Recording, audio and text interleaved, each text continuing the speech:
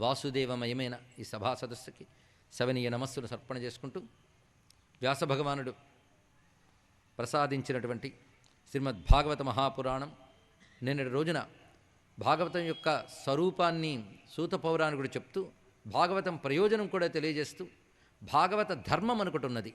భాగవత ధర్మం అంటే భగవంతుడికి సంబంధించిన వారి యొక్క జీవన విధానం, అదే భాగవత ధర్మం. మేము భగవంతుడి వాళ్ళం అనుకుంటే, అలా జీవించాలనుకుంటే ఎలా ఉండాలో చెప్పేదే భాగవత ధర్మము. అటువంటి ధర్మం పాటించే వారికి భగవంతుడు దొరుకుతాడు. అందుకు భాగవత ధర్మాలని చెప్పేది భాగవతం. అంటే భగవంతుడి వారమని, భగవంతుడు కావాలనుకుని ఎవరైతే చిత్తశుద్ధితో అనుకుంటున్నారో వారు ఈ ధర్మములు పాటించాలి. అంతేగాని కేవలం భక్తులం భగవంతుడి వాళ్ళు అనుకుంటే లాభమేముందండి? వాళ్ళ నడతలు ఎలా ఉండాలి? సద్భక్తుల నడతలిట్లనని అన్నారుగా, ఆ సద్భక్తుల నడతలు అది చెప్తున్నది భాగవతం.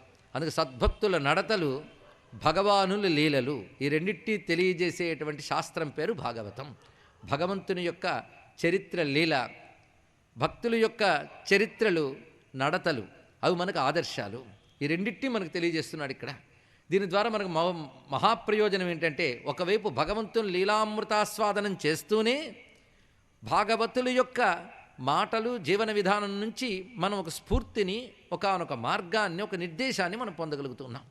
అటువంటి భాగవత ధర్మం ఎలా ఉంటుంది అంటే, మానవుడైన వాడు పురుషార్థాలు సాధించాలనేది సత్యమే కానీ ధర్మాచరణ మోక్షాన్ని లక్ష్యంలో పెట్టుకుని వెళ్ళాలి. అర్థము ధర్మానికే సాగించాలి. కామము జీవయాత్ర కోసం మాత్రమే, ఇంద్రియ ప్రీతి కోసం కాదు. ఆ జీవయాత్ర బ్రహ్మ విచారంతో ఉంటుంది.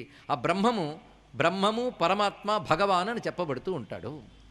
అటువంటి భగవంతుడు సృష్టిస్థితులకు కారణమై తనదైన మాయాశక్తితో ఈ జగత్తుని నిర్వహిస్తున్నప్పుడు, ఆ మాయాశక్తి త్రిగుణాత్మకమైన మాయాశక్తి నిర్వహించినప్పుడు తాను వాటిలో ప్రవేశించి వాటికి చైతన్యాన్ని కలిగిస్తున్నాడు.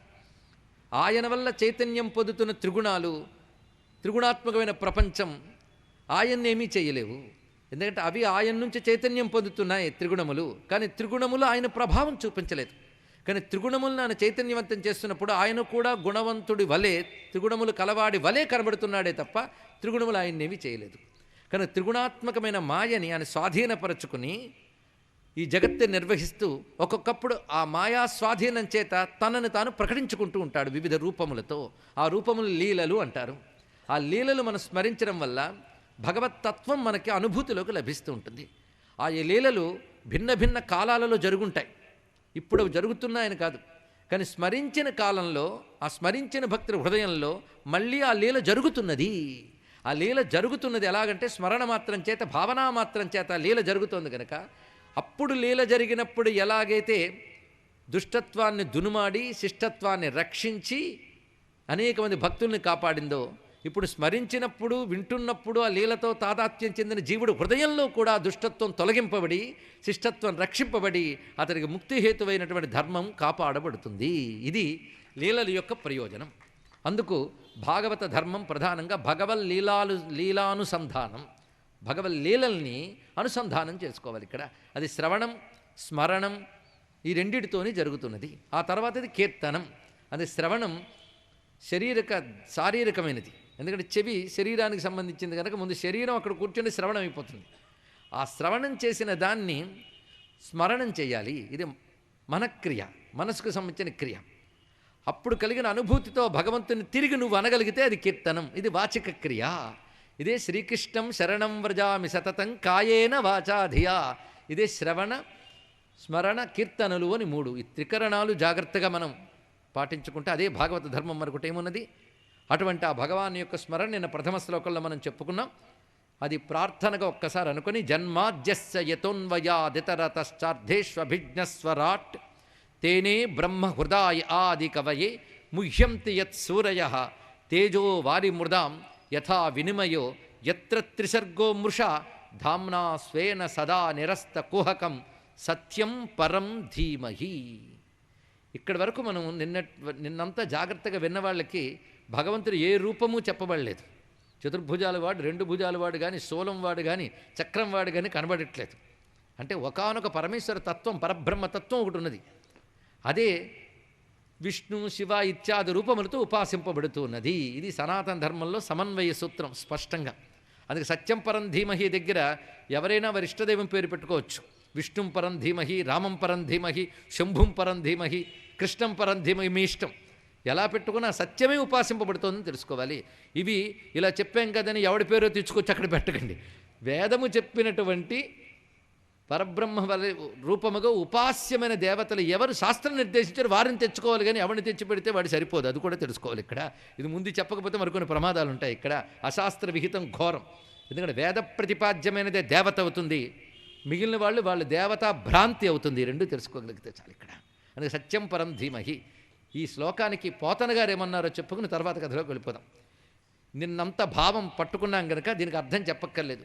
విశ్వజన్మస్థితి విలయంబులు ఎవ్వని వలన ఏర్పడు అనువర్తనమున వ్యావర్తనమున కార్యములంద అభిజ్ఞుడై తాన రాజగుచు.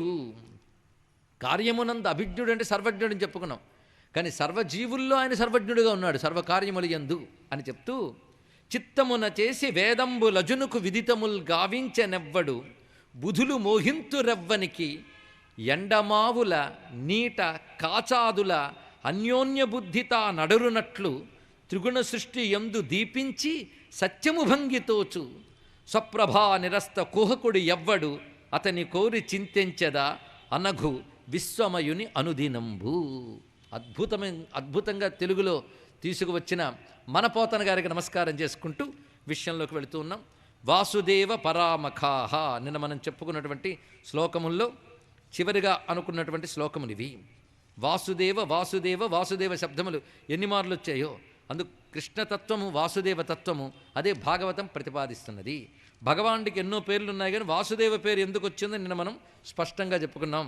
ఇది వసన్ దివ్యతే ఇది వాసుదేవ అన్నట్లుగా సచ్చిద్రూపుడు అనే ఉద్దేశంలో చెప్పబడుతుంది. ఒక్కసారి గీతలోకి వెళదాం.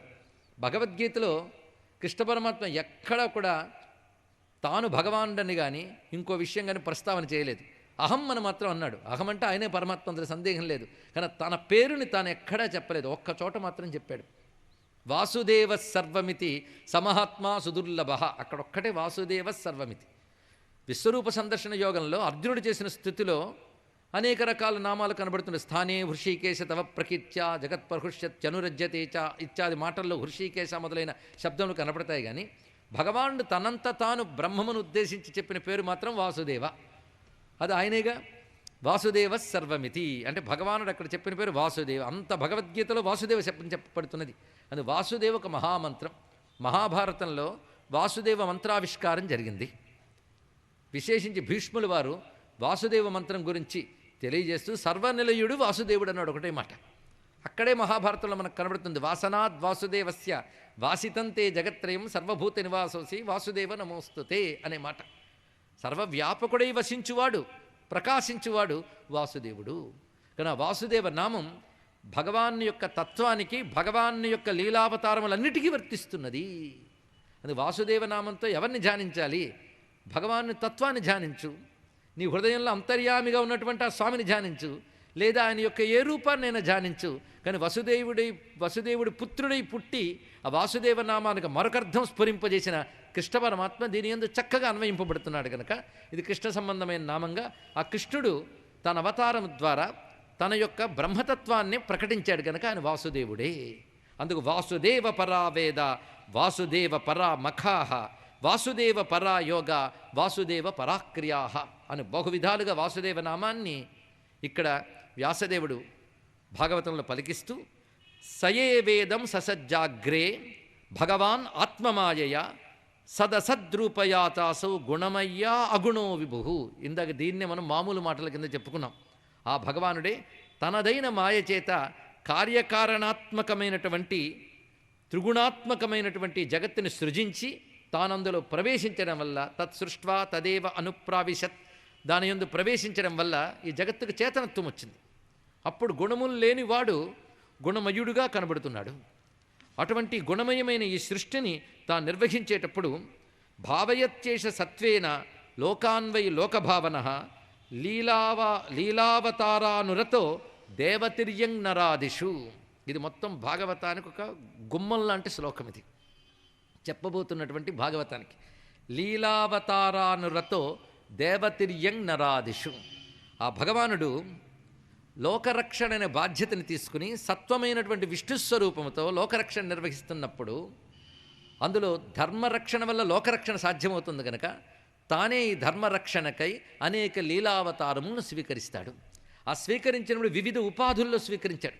ఒక్కొక్కప్పుడు దేవరూపముగా అవతరించాడు, ఇంకొకప్పుడు జంతువుల రూపంలో అవతరించినవి ఉన్నాయి, ఇక మానవ రూపంలో అవతరించినవి ఉన్నాయి. ఈ అవతారములన్నీ కూడాను భగవానుడు తనదైనటువంటి విశుద్ధ సత్వగుణం ద్వారా చేస్తాడు. అంటే సత్వరజస్తమో గుణాలు అందరికీ తెలుసు. మన ప్రపంచంలో ఎవరి దగ్గర సత్వగుణం చూస్తున్నామంటే రజోగుణ తమోగుణాల కంటే సత్వగుణం అధికంగా ఉన్నవాడు అని తెలుసుకోవాలి, కానీ రజోగుణ తమోగుణాలు లేనివాడు ఎవడు ఉండడు. సృష్టిలో అందరూ త్రిగుణాత్మకమైనటువంటి వారే. సృష్టి అంటేనే త్రిగుణాత్మకం. రజోగుణ తమోగుణములు ఏమాత్రం లేకుండా కేవల సత్వగుణంతో వచ్చే మూర్తి అంటే సామాన్యమైన కాదు.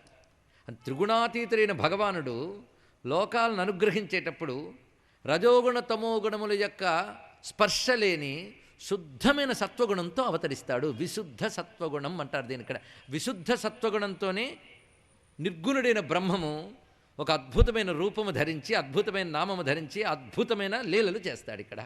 అక్కడ ప్రధానంగా ఆయన ఉంది విశుద్ధ సత్వగుణం. మనం ఉపాసించవలసింది సత్వగుణాన్ని మళ్ళీ అభివృద్ధి చేసుకుంటూ రజోగుణ తమోగుణాలను తొలగించే ప్రయత్నం చేయాలి. అంతేగాని తొలగించుకోలేం. తొలగించుకునే ప్రయత్నం మాత్రం చేస్తూ సత్వగుణం పెంచుకోవాలి అంటే మనం ఏం చేయాలంటే రజోగుణ తమోగుణ దోషం ఇసుమంత కూడా లేని విశుద్ధ సత్వమూర్తిని ఉపాసిస్తూ ఉండాలి. ఇక్కడ అచ్చమైనట్టి సాత్వికపు మర్యాద అయినట్టివాడు, అచ్చమైనట్టి గుండెకు మిక్కిలి దగ్గరైనట్టివాడు, పచ్చని మైడాలువాడు శ్రీరామభద్రుడై నీవు చెచ్చెర రావయ్యా వెంకటేశ్వర శేషాద్రి నిలయ అన్నారు విశ్వనాథ్ వారు. అక్కడ అచ్చమైనట్టి సాత్వికపు మర్యాద అయినట్టివాడు అన్నాడు. ఇక్కడ అచ్చమైనట్టి సాత్వికం అంటే శుద్ధ సాత్వికం అని అర్థం. శుద్ధ సాత్వికం ఎక్కడ కనబడదు. ఒక్క పరమాత్మ ఆ శుద్ధ సత్వంతో వస్తాడు కనుక త్రిగుణాలతో బాధపడుతున్న మనం సత్వము ద్వారానే త్రిగుణాతీత స్థితికి వెళ్ళగలం. రజోగుణ తమో గుణాలతో ఇంకా కిందకి పడిపోతాం.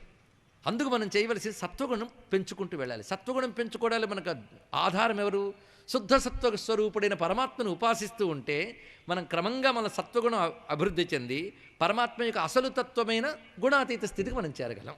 అందుకు భగవానుడి యొక్క లీలావతారముల స్మరణ. అందుకే మఠం వేసుకుని కూర్చుని మనస్సు నిగ్రహించి ఆ మనస్సును శుద్ధి చేయాలన్నా సాధ్యం కాదు. కానీ భగవాను యొక్క పవిత్రమైన లీలను స్మరిస్తూ ఉంటే మనస్సు అతి సహజంగా శుద్ధమైపోతుందయ్యా. అందుకే అన్ని యోగాల కంటే గొప్ప యోగం ఏంటంటే భగవల్ లీలల్ని నిరంతరం కూడా స్మరించడం, వాటిని కీర్తించడం, అర్థం చేసుకునే ప్రయత్నం చేయడం. ఈ మూడు చేస్తే చాలు. ఇక్కడ ఆ మూడు చెయ్యడమే భాగవతం అని చెప్పబడుతున్నది. ఇక్కడ అందుకే లీలావతారము అనే మాట చెప్పి లీలావతారానురతో దేవతిర్యంగ్ నరాదిషు. ఎందుకయ్యా అంటే భావయత్యేష సత్వేన లోకాన్వై లోకభావన. లోకభావనుడు అంటే లోకరక్షకుడు. లోకరక్షకుడైన భగవానుడు ఈ విధముగా లీలలు ధరిస్తుంటాడు. ఆ లీలలతో ధరించిన అవతారముల గురించి ఇక్కడ చెప్పబోతున్నాడు. ఈ అవతారముల యొక్క వరుస క్రమంగా చెప్పేస్తాడు ముందు. ఇది సంక్షేప భాగవతం అని మనం పేరు పెట్టుకోవచ్చు. జగృహే పౌరుషం రూపం భగవాన్ మహదాదిభి సంభూతం షోడశకళం ఆదౌ లోక శుశ్రూక్షయా. భగవంతుడి యొక్క రూపములను ఎక్కడి నుంచి చెప్పగలమంటే సృష్టి ఆరంభం నుంచి భగవానుడు ఏం చేశాడని చెప్పగలం. సృష్టికి అవతల అంటే సృష్టికి పూర్వం ఎలా ఉన్నాడు అంటే ఆయన త్రిగుణాతీత స్థితి. దానికి ఏం వర్ణిస్తామండి? ఎప్పుడైనా వ్యక్తమైన దాన్ని వర్ణించగలగానే అవ్యక్తాన్ని ఏం వర్ణించగలం? కనుక సృష్టిలో ఉన్న మనం సృష్టికి అతీతమైన దాన్ని ఊహించడం కష్టం. అందుకు సృష్టికి అతీతుడైన పరమాత్మ ఈ సృష్టిని నిర్వహించేటప్పుడు ఏ విధంగా వివిధములుగా ప్రకటింపబడ్డాడో వాటిని మనం తరించుకోవాలి. కనుక వాటిని ఒక్కొక్కటి చూపిస్తున్నాడు. ఇక్కడ మొట్టమొదటిగా స్వామివారు షోడశ కళలతో తనను తాను వ్యక్తపరుచుకున్నాడు. ఇది సరిగ్గా ఉపనిషత్తుల్లో షోడశ కళం పురుషం వేత్త అని కనబడుతుంది. అంటే ఉపనిషత్తుకి భాగవతానికి ఇసుమంత కూడా భేదం లేదు. మీరు 108 ఉపనిషత్తులు అంటారో 1008 ఉపనిషత్తులు అంటారో అన్ని ఉపనిషత్తులు పిండి ఒక చోట పెడితే దాని పేరు భాగవతం. అందులో సందేహం లేదండి. ఎక్కడ ఏ ఉపనిషద్వాక్యం ఉందో చెప్పవచ్చు. బహుశా ఈ ప్రవచన రూపంలో మనకి ప్రతి చోట దానికి సంబంధించిన ఉపనిషత్తులు వస్తూనే ఉంటాయి. ఇప్పటికే నిన్న మొన్న కూడా వచ్చే జాగ్రత్తగా విన్నటువంటి వారికి. అందుకే అది సర్వోపనిషత్ సారభూతమైన భగవద్గీత కూడా మనకి ఉటంకింపబడుతూనే ఉంది. గనక ఇది ప్రస్థానత్రయ స్వరూపమే భాగవతము. బ్రహ్మసూత్రములు మనకి ఉపనిషత్తులు శ్రవణానికైతే, బ్రహ్మసూత్రములు మననానికి, భగవద్గీత నిధిధ్యాసనానికి అంటారు పెద్దవాళ్ళు. అది ఉపనిషత్తుల సారము బ్రహ్మసూత్రములైతే, ఇది బ్రహ్మసూత్ర స్వరూపమేనయ్యా అని చెప్పడానికే జన్మాద్యశేషత అని ప్రారంభించాడు.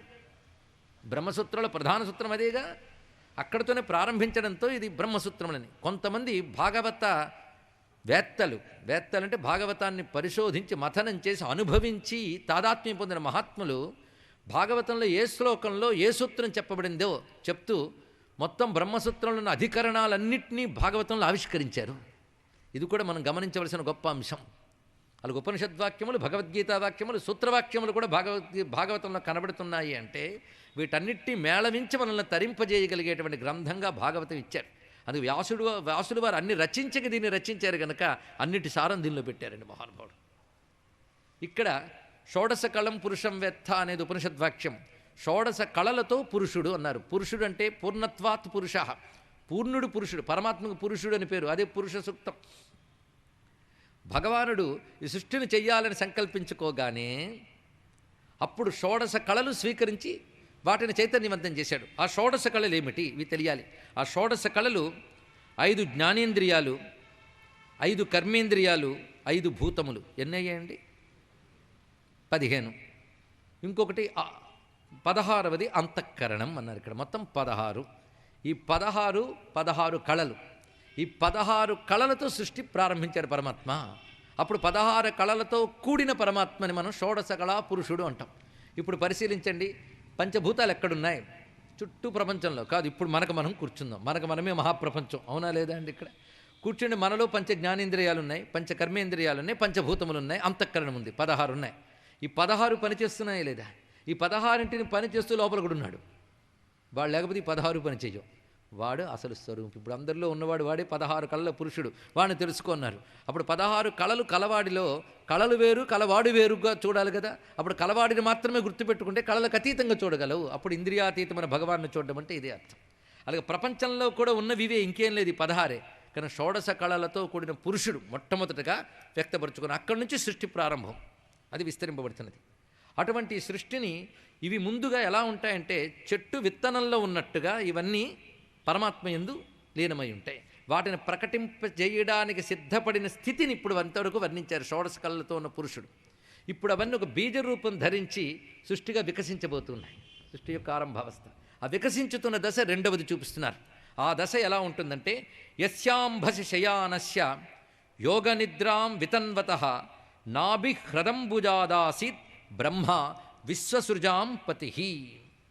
అప్పుడు పరమాత్మ ఈ 16 కళల్ని తనలో కలిగి దీని ద్వారా సృష్టిని వికసింపజేయడానికై మొట్టమొదటిగా తాను కారణజలమునందు, కారణజలము అంటే సృష్టికి పూర్వం ఉన్నటువంటి జలస్థితి అంటే ఒక ద్రవీభూత స్థితి అన్నారు ఇక్కడ.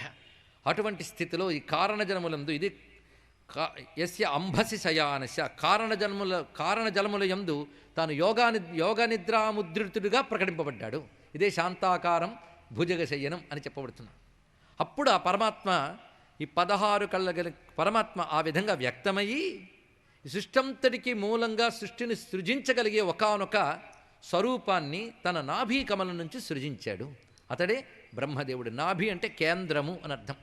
నభ్నాతి బధ్నాతీతి నాభి అన్నారు ఇక్కడ, బంధించునది అని. ఇది ఎలాంటిదంటే ఒక చక్రాన్ని మనం చూస్తే అన్ని ఆకులు ఆ మధ్యలో ఉన్న కన్నుని పట్టుకుని ఆధారం చేసుకుంటాయి. కానీ మధ్యలో ఉన్న బండి కన్ను ఆకుల్ని పట్టినట్లుగా ఈ ప్రపంచమంతటిని ఎవడు పట్టుకున్నాడో ఆ వికసించిన విశ్వమే పద్మము, దాన్ని బంధించి అంటే దాన్ని పట్టుకుని కేంద్రమై ఉన్నవాడు పద్మనాభుడు. ఇది దీని యొక్క అర్థం. గమనించ, పద్మనాభ శబ్దానికి పరమాత్మకి సంబంధించిన అర్థం ఇది. అందుకు పద్మనాభుడు కేంద్రం. కానీ సృష్టి వికసించబోయే దశ అంతవరకు ఆయనలో బీజప్రాయంగా ఉన్న సృష్టి వికసించబోతుంది. వికసించిన దశే పద్మదశ. అది పరమాత్మ కేంద్రముగా దాన్ని వికసింపజేశాడు. వికసించిన ఆ పద్మము ద్వారా సృష్టిని విస్తరింపజేయదలుచుకున్నాడు. వికసనము, విస్తరణము. ఆ విస్తరణ చేయదలుచుకున్నప్పుడు పరమాత్మ యొక్క సంకల్పం చేతనే రజోగుణ నియామకుడైన బ్రహ్మదేవుడు ఉద్భవించాడు. ఇప్పుడు మనకు రెండో రూపం కనబడింది. మొదటి రూపం రూపం కాని రూపం, షోడశ కళలతో ఉన్నటువంటిది. రెండవది శాంతాకారం భుజగ శయనం అయినట్టుగా యస్యాంభసి శయానస్య యోగ నిద్రాం, యోగ నిద్రా స్వరూపము. అటు తర్వాత వచ్చిన రూపాన్ని చూపిస్తున్నారు. ఇది యస్యావయవ సంస్థానై కల్పితో లోక విస్తర తద్వై భగవతో రూపం విశుద్ధం సత్వమూర్జితం. ఆ తర్వాత ఏర్పడిన రూపం విస్తరించిన జగద్రూపం అన్నాడు. ఇప్పుడు వికసించిన పద్మరూపానికి కేంద్రముగా ఉన్నవాడు పద్మనాభుడు. ఇప్పుడు విస్తరించిన జగత్తు అంటే బ్రహ్మని సృజించి బ్రహ్మ ద్వారా సకల సృష్టిని విస్తరింపజేశాడు. ఆ సృష్టి ఎంత చెప్తారండి? సుర నర ఖగ గో భోగి గంధర్వ దైత్యై భూపాదౌ యస్య నాభిర్వియత్ అసుర నిలశ్చంద్ర సూర్యౌ చ నేత్రే. ఇది విస్తరించిన జగత్తు. పంచభూతములు, అదేవిధంగా గ్రహ నక్షత్ర తారకాదులు, దేవతిర్యం మనుష్యాదులు ఇవన్నీ కూడా తయారయ్యాయి. మొత్తం ఈ ఏర్పడిన విశ్వమంతా కూడాను భగవానికి అవయవ సంస్థానము అన్నారు ఇక్కడ. ఇది తెలుసుకోవాల్సిన అద్భుతమైన భావం అండి. కేవలం హిందూ మతంలో మాత్రమే కనబడే ఒక అత్యద్భుతమైన సత్యస్వరూపం విశ్వరూపం. ఆ కాన్సెప్ట్ ఒక అద్భుతమైనటువంటి అంశం ఇక్కడ. ఈ విశ్వరూపం వచ్చేటప్పటికల్లా విస్తరించిన రూపం. మిగిలిన రెండు కారణ రూపములు. ఒకటి త్రిగుణాతీత స్థితి అయిన పరమాత్మ, ఆయనకు నమస్కారం. కానీ సృష్టి చేయాలన్నప్పుడు 16 కళ్ళతో రావడం, తర్వాత కారణ జన్మలందు శయనించి సృష్టికి తాను కేంద్రమని చెప్తూ సృష్టిని వికసింపజేయడం, అది పద్మనాభ స్వరూపం. ఆ తర్వాత రూపం మనం చెప్పుకున్నది విశ్వరూపం. విశ్వమంతా ఆయన రూపంగా. ఇది మూడవది. కానీ అవతారాల లెక్కలో ఇది మొదటిది. ఎందుకంటే మొదటి ప్రకటన ఇది కనుక దీన్ని మొదటిగా చెప్తారు ఇక్కడ విశ్వరూపం. అయితే ఇక్కడ చెప్పబోయే అవతారాలు ఇక్కడ నుంచి మనం లెక్క కడితే ఎంత సంఖ్య వస్తాయి మీరు చూడొచ్చు. మళ్ళీ కొన్ని అధ్యాయాలు అయిపోయాక శుకయోగీంద్రుడు వచ్చి మళ్ళీ ఇవే ఏకరువు పెడతాడు. అక్కడ మరి మనం చెప్పుకోం, కానీ ఇక్కడే జాగ్రత్తగా వినిద్దాం. అక్కడ మళ్ళీ ఆయన ఇక్కడి నుంచే మొదలు పెడతాడు అచ్చంగా. అంటే భాగవతం ఎవరు చెప్పినా భాగవతమే కనుక ఇక్కడ సూతుల వారు చెప్పిన భాగవతం కూడా సూక్ష్మ రూపంలో భాగవతం చెప్తాడు. మళ్ళీ శుకయోగీంద్రుడు ప్రారంభించేటప్పుడు మళ్ళీ ఇవే చెప్తాడు. ఇక్కడ 21 అవతారాలు వస్తాయి. అక్కడ శుకయోగీంద్రుడు 25 అవతారాలు చెప్పాడు. అంటే 21 కాక మరొక 4 ఎక్కువ చెప్పాడు. ఆ 4 ఏమిటో మనం తర్వాత చూద్దాం. మొత్తం 25 అవతారాలే అక్కడ చెప్పండి. 21 25లో భాగములే. ఇక్కడ మనం చూసేటప్పుడు ఈ స్వరూపం ప్రథమ వ్యక్త రూపం గనక పరమాత్మ యొక్క మొట్టమొదటి అవతారం ఏమిటంటే విశ్వమే అన్నాడు. ఇక్కడ ప్రకటింపబడినదే అవతారం అంటే విశ్వమే ఆయన యొక్క ప్రకటన రూపం. పైగా ఈ అవతారం శాశ్వతం. మిగిలిన అవతారాలు వచ్చి వెళ్ళిపోతున్నాయి, కానీ విశ్వరూపం ఎప్పుడూ ఉన్నదే.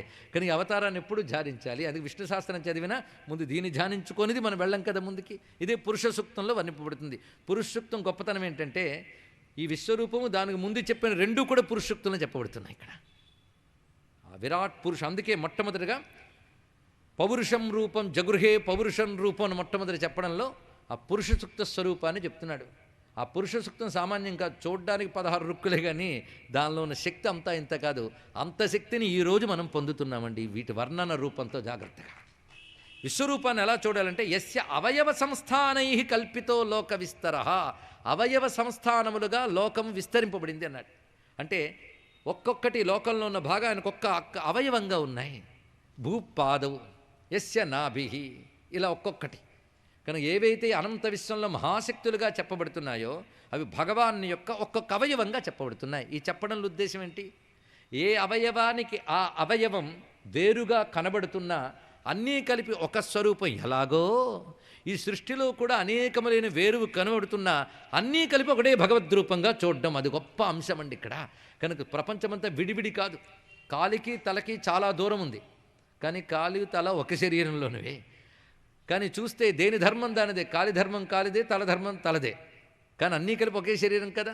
అలాగే ప్రకృతిలో కూడా భిన్న భిన్న ధర్మములు కలిగినటువంటి భిన్న భిన్న స్థానములు ఏవైతే ఉన్నాయో అన్నీ ఒకే విరాట్ పురుషుని అవయవ భాగములు. విశ్వాన్నంతటిని కలిపి ఒకటిగా చూపించినటువంటి అద్భుత దర్శనం ఇది. అది ప్రథమం ఈ స్వరూపం. ఇది విశుద్ధం సత్వమూర్జితం. ఇప్పుడు రకరకాల విశ్వములన్న ఆయనలు ఉన్నాయి కదా, కానీ విశ్వవికారాలు ఇవి ఆయనకి లేవు కదా, అందుకు అది విశుద్ధం. అది శుద్ధ సత్వం. ఊర్జితం, మహాబల సంపన్నం. ఈ చెయ్యి నేను ఇక్కడి నుంచి ఇక్కడి వరకు చాచడానికి ఒక బలం ఉండాలి, మరి అక్కడి వరకు చాచాలంటే ఇంకెంత బలం ఉండాలి, మరి అంత విస్తరించిన వాడికి ఇంకెంత బలం ఉండాలి. అది ఊర్జితం అంటే ఇది అర్థం ఇక్కడ. అటువంటి మహాబల సంపన్నుడు. తద్విష్ణోర్బలమాహు, అదే విషయం. విష్ణువు అది బలస్వరూపం. సమస్త బ్రహ్మాండాలని తన యందు ఉంచి దాన్ని నిర్వహిస్తూ శక్తినిస్తూ నడుపుతున్నటువంటి మహాబలస్వరూపం ఈ దివ్యమైనటువంటి విశ్వరూపం. ఈ విశ్వరూపం గురించి సుఖయోగిందులు చెప్తూ మళ్ళీ మనం అక్కడ చెప్పుకోం కనుక ఇక్కడ చెప్తున్నాం. ఇక్కడ జాగ్రత్తగా వినేటప్పుడు ఒక్కొక్క అవతార స్మరణ మనలో ఒక్కొక్క రకమైన ప్రభావం చూపిస్తుంది. అందుకే నిరంతరం అవతారమును స్మరించమని చెప్పారు ఇక్కడ. విశ్వరూప స్మరణ చేసినట్లయితే మనం చేసే పనుల్లో తెలుసో తెలియకో, తెలిసి తెలియకో ఏవో లోపాలు ఉంటాయి కదా, ఆ లోపాలన్నీ విశ్వరూప స్మరణ వల్ల పోతాయిటండి, పోయి పరిపూర్ణమవుతుందిట. ఎందుకంటే విశ్వరూపుడు అంటే పరిపూర్ణుడు కదా, ఆయనను స్మరించేవి గనక నీకున్నటువంటి లోపాలు పోగొట్టి దాన్ని పరిపూర్ణం చేస్తాడు. అందుకే విశ్వరూప స్మరణ నిరంతరం ముఖ్యం గనక విష్ణు సహస్రనామం తద్రూపం గనక దాన్ని భావన చేయమని చెప్పారు అక్కడ. దీనికి దానికి అనుబంధం అలా ఉన్నది. ఆ విశ్వరూపం గురించే మరొక శ్లోకంలో వర్ణిస్తున్నాడు ఇక్కడ. పశ్యంత్యదో రూపమదభ్రచక్షుషా సహస్రపాదోరు భుజాననాద్భుతం సహస్రమూర్ధశ్రవణాక్షి నాసికం సహస్రమౌల్యంబరకుండలోల్లసత్. వేల కొలది పాదములతో, వేల కొలది భుజములతో, వేల కొలది ముఖములతో, వేల కొలది చెవులతో, వేల కొలది నేత్రములతో, వేల కొలది నాసికలతో, వేల కొలది శిరస్సులకు వేల కొలది కిరీటములతో, వేల కొలది శిరస్సుల వేల కొలది శ్రవణములకు వేల కొలది కుండలములతో ప్రకాశిస్తున్న విరాట్ రూపాన్ని ఇందులో చూపిస్తున్నాడు. సహస్రాక్ష సహస్రపాత్ అనొక్క మాట ఎంత సులభంగా చెప్పారు. విశ్వాన్నంతటినీ విష్ణువుగా చూడగలిగితే కలిగే ఆనందం అది, అంతా కలిపి ఒకే రూపంగా. చిన్న భావన చేద్దాం. భగవంతుడు అందరిలో ఉన్నాడు, సర్వేంద్రియముల యందు ప్రసరిస్తున్న చైతన్యం ఆయనదే అని చెప్పుకున్నాం. కానీ ఇంద్రియముల యొక్క దోషములు ఆయనకు అంటావు, కానీ ఇంద్రియాలు పనిచేయడం ఆయన వల్లే. ఈ ఒక్క భావనలోకి వద్దాం. వచ్చినప్పుడు ఇక్కడ అనేక తలలు కనబడుతున్నాయి. ఆ తలలన్నిట్లో చూస్తున్నది, వింటున్నది, చూసేలా చేస్తున్నది, వినేలా చేస్తున్నది ఎవరు? భగవానుడు కదా. ఇప్పుడు ఇక్కడున్న వేలాది తలలే కాదు, ఇలా ప్రపంచంలో ఎన్ని తలలు ఉన్నాయో, మీ తల, నా తల, సింహం తల, పులి తల, పాము తల, చీమ తల, అన్ని తలల్లో అదే. ఇప్పుడు అన్ని తలల్లో వ్యాపించిపోయిన వాడంటే వేల కొలది శిరస్సులు కలవాడు, వేల కొలది చేతులు కలవాడు, వేల కొలది పాదములు కలవాడు. పరిశీలించండి ఇక్కడ. ఎవడైతే విశ్వరూప ధ్యానం చేస్తాడో వాడికి విశ్వంలో విష్ణువు తప్ప మరొకడు కనబడ్డు. అందుకే వాడికి విశ్వంలో ఒక దాని వల్ల భయం కలగదు. ఎందుకంటే విష్ణువు అంటే ప్రేమ ఉన్నవాడికి అంతా విష్ణువైనప్పుడు దేని పట్ల భయం కలుగుతుంది? అందుకే వాడు భయం కలగదు. హరిమయము విశ్వమంతయు. అలాంటి భయం లేకుండా ఉండే భక్తుడు ఎవడైనా ఉంటాడండి అంటే వస్తాడు తర్వాత భాగవతంలో. వాడే ఇలా విశ్వరూపాన్ని సరిగ్గా అర్థం చేసుకున్నవాడు. అందుకని విశ్వరూపం అంటే మనం చిత్రించుకున్న పెయింటింగ్ కాదండి. బోల్డని ముఖాలతో, బోల్డని పాదాలతో భలే పెయింటింగ్ చేశారు. ఎన్ని ముఖాలు పెట్టారు అందరూ? పేపర్ పట్టినంత విశ్వమే అని పేపరు ఎంత ఉంటుందో చూడండి ఇక్కడ. ఇది చూడగలగాలి ఇక్కడ. ప్రతి తలకాయిగా శక్తినిచ్చేవాడు ఆయనే. భాగవతం చెప్పేది అదే, సర్వవ్యాపకమైన భగవత్తత్వాన్ని తెలుసుకోగలగాలి ఇక్కడ. దానికి ఆధారం విశ్వరూపం. కనుక విశ్వరూపం గురించి అత్యద్భుతమని మాట చెప్పి, ఏతన్నానావతారాణం నిధానం బీజం అవ్యయం. సర్వావతారములకు ఈ విరాట్ రూపమే నిధానము, బీజము అన్నాడు ఇక్కడ. నిధానం బీజం అవ్యయం. ఈ మాట సరిగ్గా ఇదే కొంచెం కించిత్ భేదంతో విష్ణు సహస్రంలో కనబడుతుంది మనకి. సర్వావతారములకి ఇది నిధానం అంటే ఏ అవతారమైనా దీని నుంచే వస్తుంది. అందుకే విరాట్ రూపం సర్వావతార నిధానం. పైగా బీజం, సర్వావతారములకు బీజములు వంటిది. అయితే ఈ బీజం కొన్నాళ్ళు ఉంటుందండి, తర్వాత పోతుందండి. ఈ నిధి కొన్నాళ్ళకి తరిగిపోతుంది అని చెప్పడానికి లేదు. అవ్యయం, ఇది ఎప్పుడు తరగదు, తరగని గని ఈ దివ్యమైన విరాట్ రూపం. కనుక సర్వావతార మూలావతారముగా దీన్ని చెప్తున్నారు కనుక దీన్ని ప్రథమావతారం అనడానికి లేదు. అన్ని అవతారాలకు మూల స్వరూపముని చెప్పాలి దీనికి. కానీ విరాట్ రూపం, విష్ణు అనగానే విరాట్ రూపమే ఎక్కువ చెప్పడానికి కారణం ఏంటంటే సర్వావతారములకు నిధానం బీజం అవ్యయం. కనుక ఇప్పటి వరకు చెప్పిన మూడింటిని కూడా అవతారముల కింద లెక్క కట్టరు, అవతారములకు కారణములుగా చెప్తారు ఇక్కడ. సర్వావతారములకు కారణము. ఇప్పుడు విశ్వమంతా భగవంతుని యొక్క రూపమైనప్పుడు విశ్వమైన అవతారం వేరే ఎక్కడున్నదండి ఇక్కడ? అది ముందు తెలుసుకోగలగాలి. ఇలాంటి విశ్వంలో ఒక్కొక్కప్పుడు తాను ధర్మమును ఉద్ధరించడానికి ఒక రూపం స్వీకరించేస్తాడు. అప్పుడు మనకు మాట అనిపిస్తుంది, ఆయన కూడా రూపం స్వీకరించాడంటే మనలాగే కదా అని. ఇలాంటి కన్ఫ్యూజన్ రాకుండా ఉండడానికి నిన్నను కొన్ని మాటలు చెప్పుకున్నాం. మనలాగే రూపం ధరించిన మనలాగే ఉండడు ఆయన, అది తేడా. ఎందుకంటే మనం మాయకు లొంగిపోయి రూపాలు ధరిస్తాం, ఆయన మాయని లొంగదీసుకుని రూపాలు ధరిస్తాడు. అది రెండింటికి తేడా. ఇది కొంచెం పట్టుకోగలిగితే చాలు ఇక్కడ. అందుకు పుట్టినట్టు పెరిగినట్టు కనబడతా, అన్నీ నట్టులే ఆయనవి. కానీ పుట్టడం పెరగడం మనవి, పుట్టినట్టు పెరిగినట్టు తరిగినట్టు చేయడం ఆయనది. అందుకు నట్టు చేసేటువంటి వాడెవడో వాడిని మనం తెలుసుకోవడానికి ఆ లీలలు స్మరించి తరించిపోవాలి ఇక్కడ. ఇలా భగవానుడి రూపములు ఎన్నెన్నో ఉన్నప్పటికీ కూడా ప్రధానమైనవి ఇక్కడ చెప్పుకుంటున్నామన్నారు. 21 నిజమా, 25 నిజమా? కాదండి, దశావతారాలు ఉన్నాయి కదా అంటే దశావతారాలు ఎక్కడున్నాయి? భారతంలో లేవు, విష్ణు పురాణంలో లేవు, భాగవతంలో లేవు. కనుక దశావతారాలు లేవని చెప్పలేదు, అది తెలుసుకోండి. దశావతారములు జ్యోతిష్శాస్త్రపరంగా చెప్పబడ్డ ఒకానొక అద్భుతం. ఒక్కొక్క అవతారానికి ఒక్కొక్క గ్రహానికి సంబంధం ఉన్నది. అంటే విష్ణువు ధరించిన అవతారాలలో ఒక 10 తీసుకున్నారు. ఈ 10 తీసుకోవడానికి ఎందుకు కారణం ఏంటంటే గ్రహాలకి ఈ అవతారాలకి సంబంధం.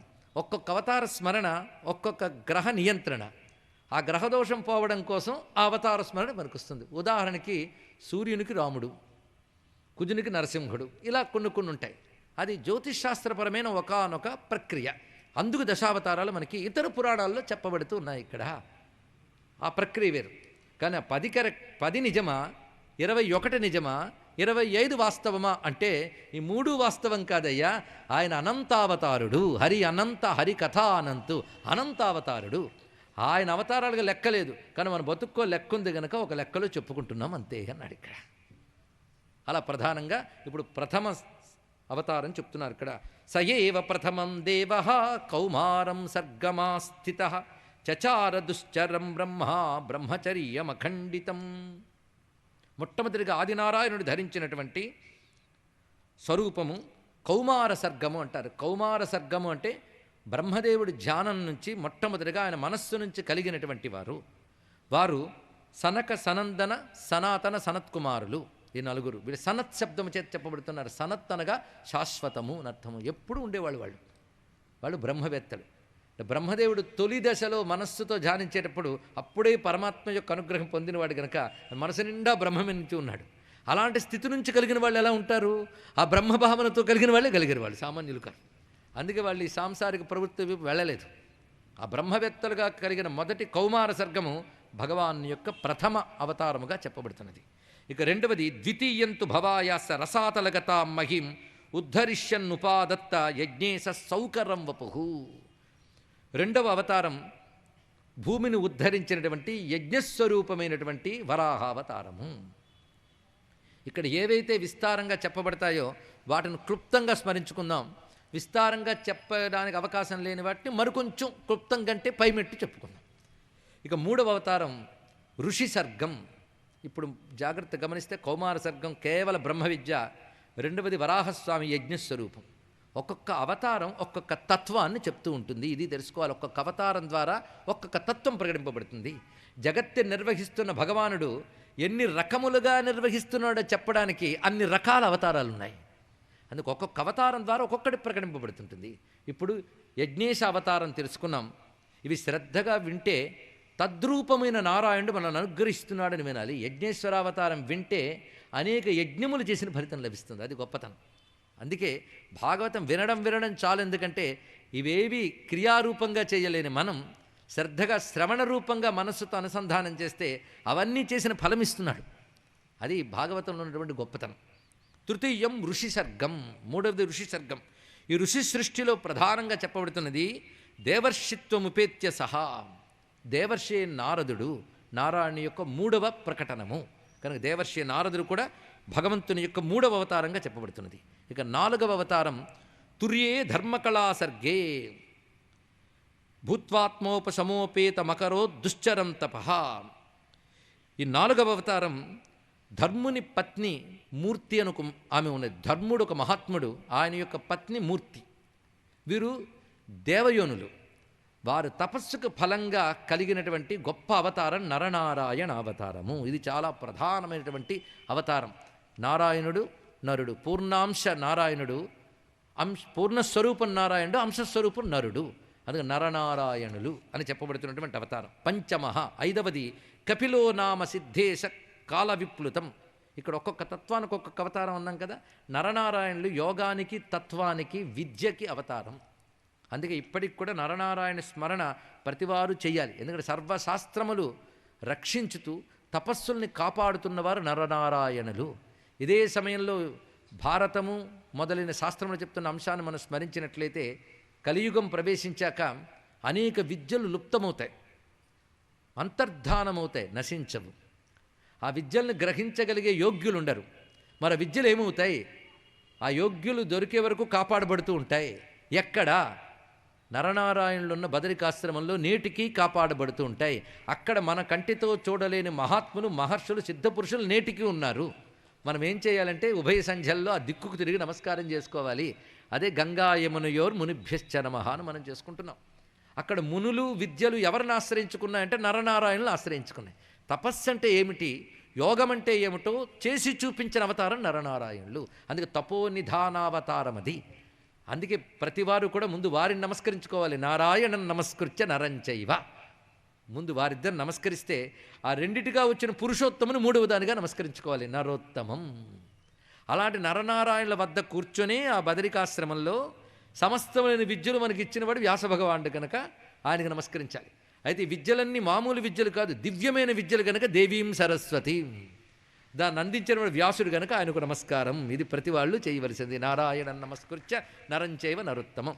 నరనారాయణులు మనం ఎందుకు స్మరించాలనే ప్రాధాన్యం మరొక స్కంధములో మళ్ళీ వ్యాసుడు చెప్తాడు గనక ఇక్కడ ఒక్కసారి వాళ్ళు స్మరించుకుని ధన్యులు మోదాం.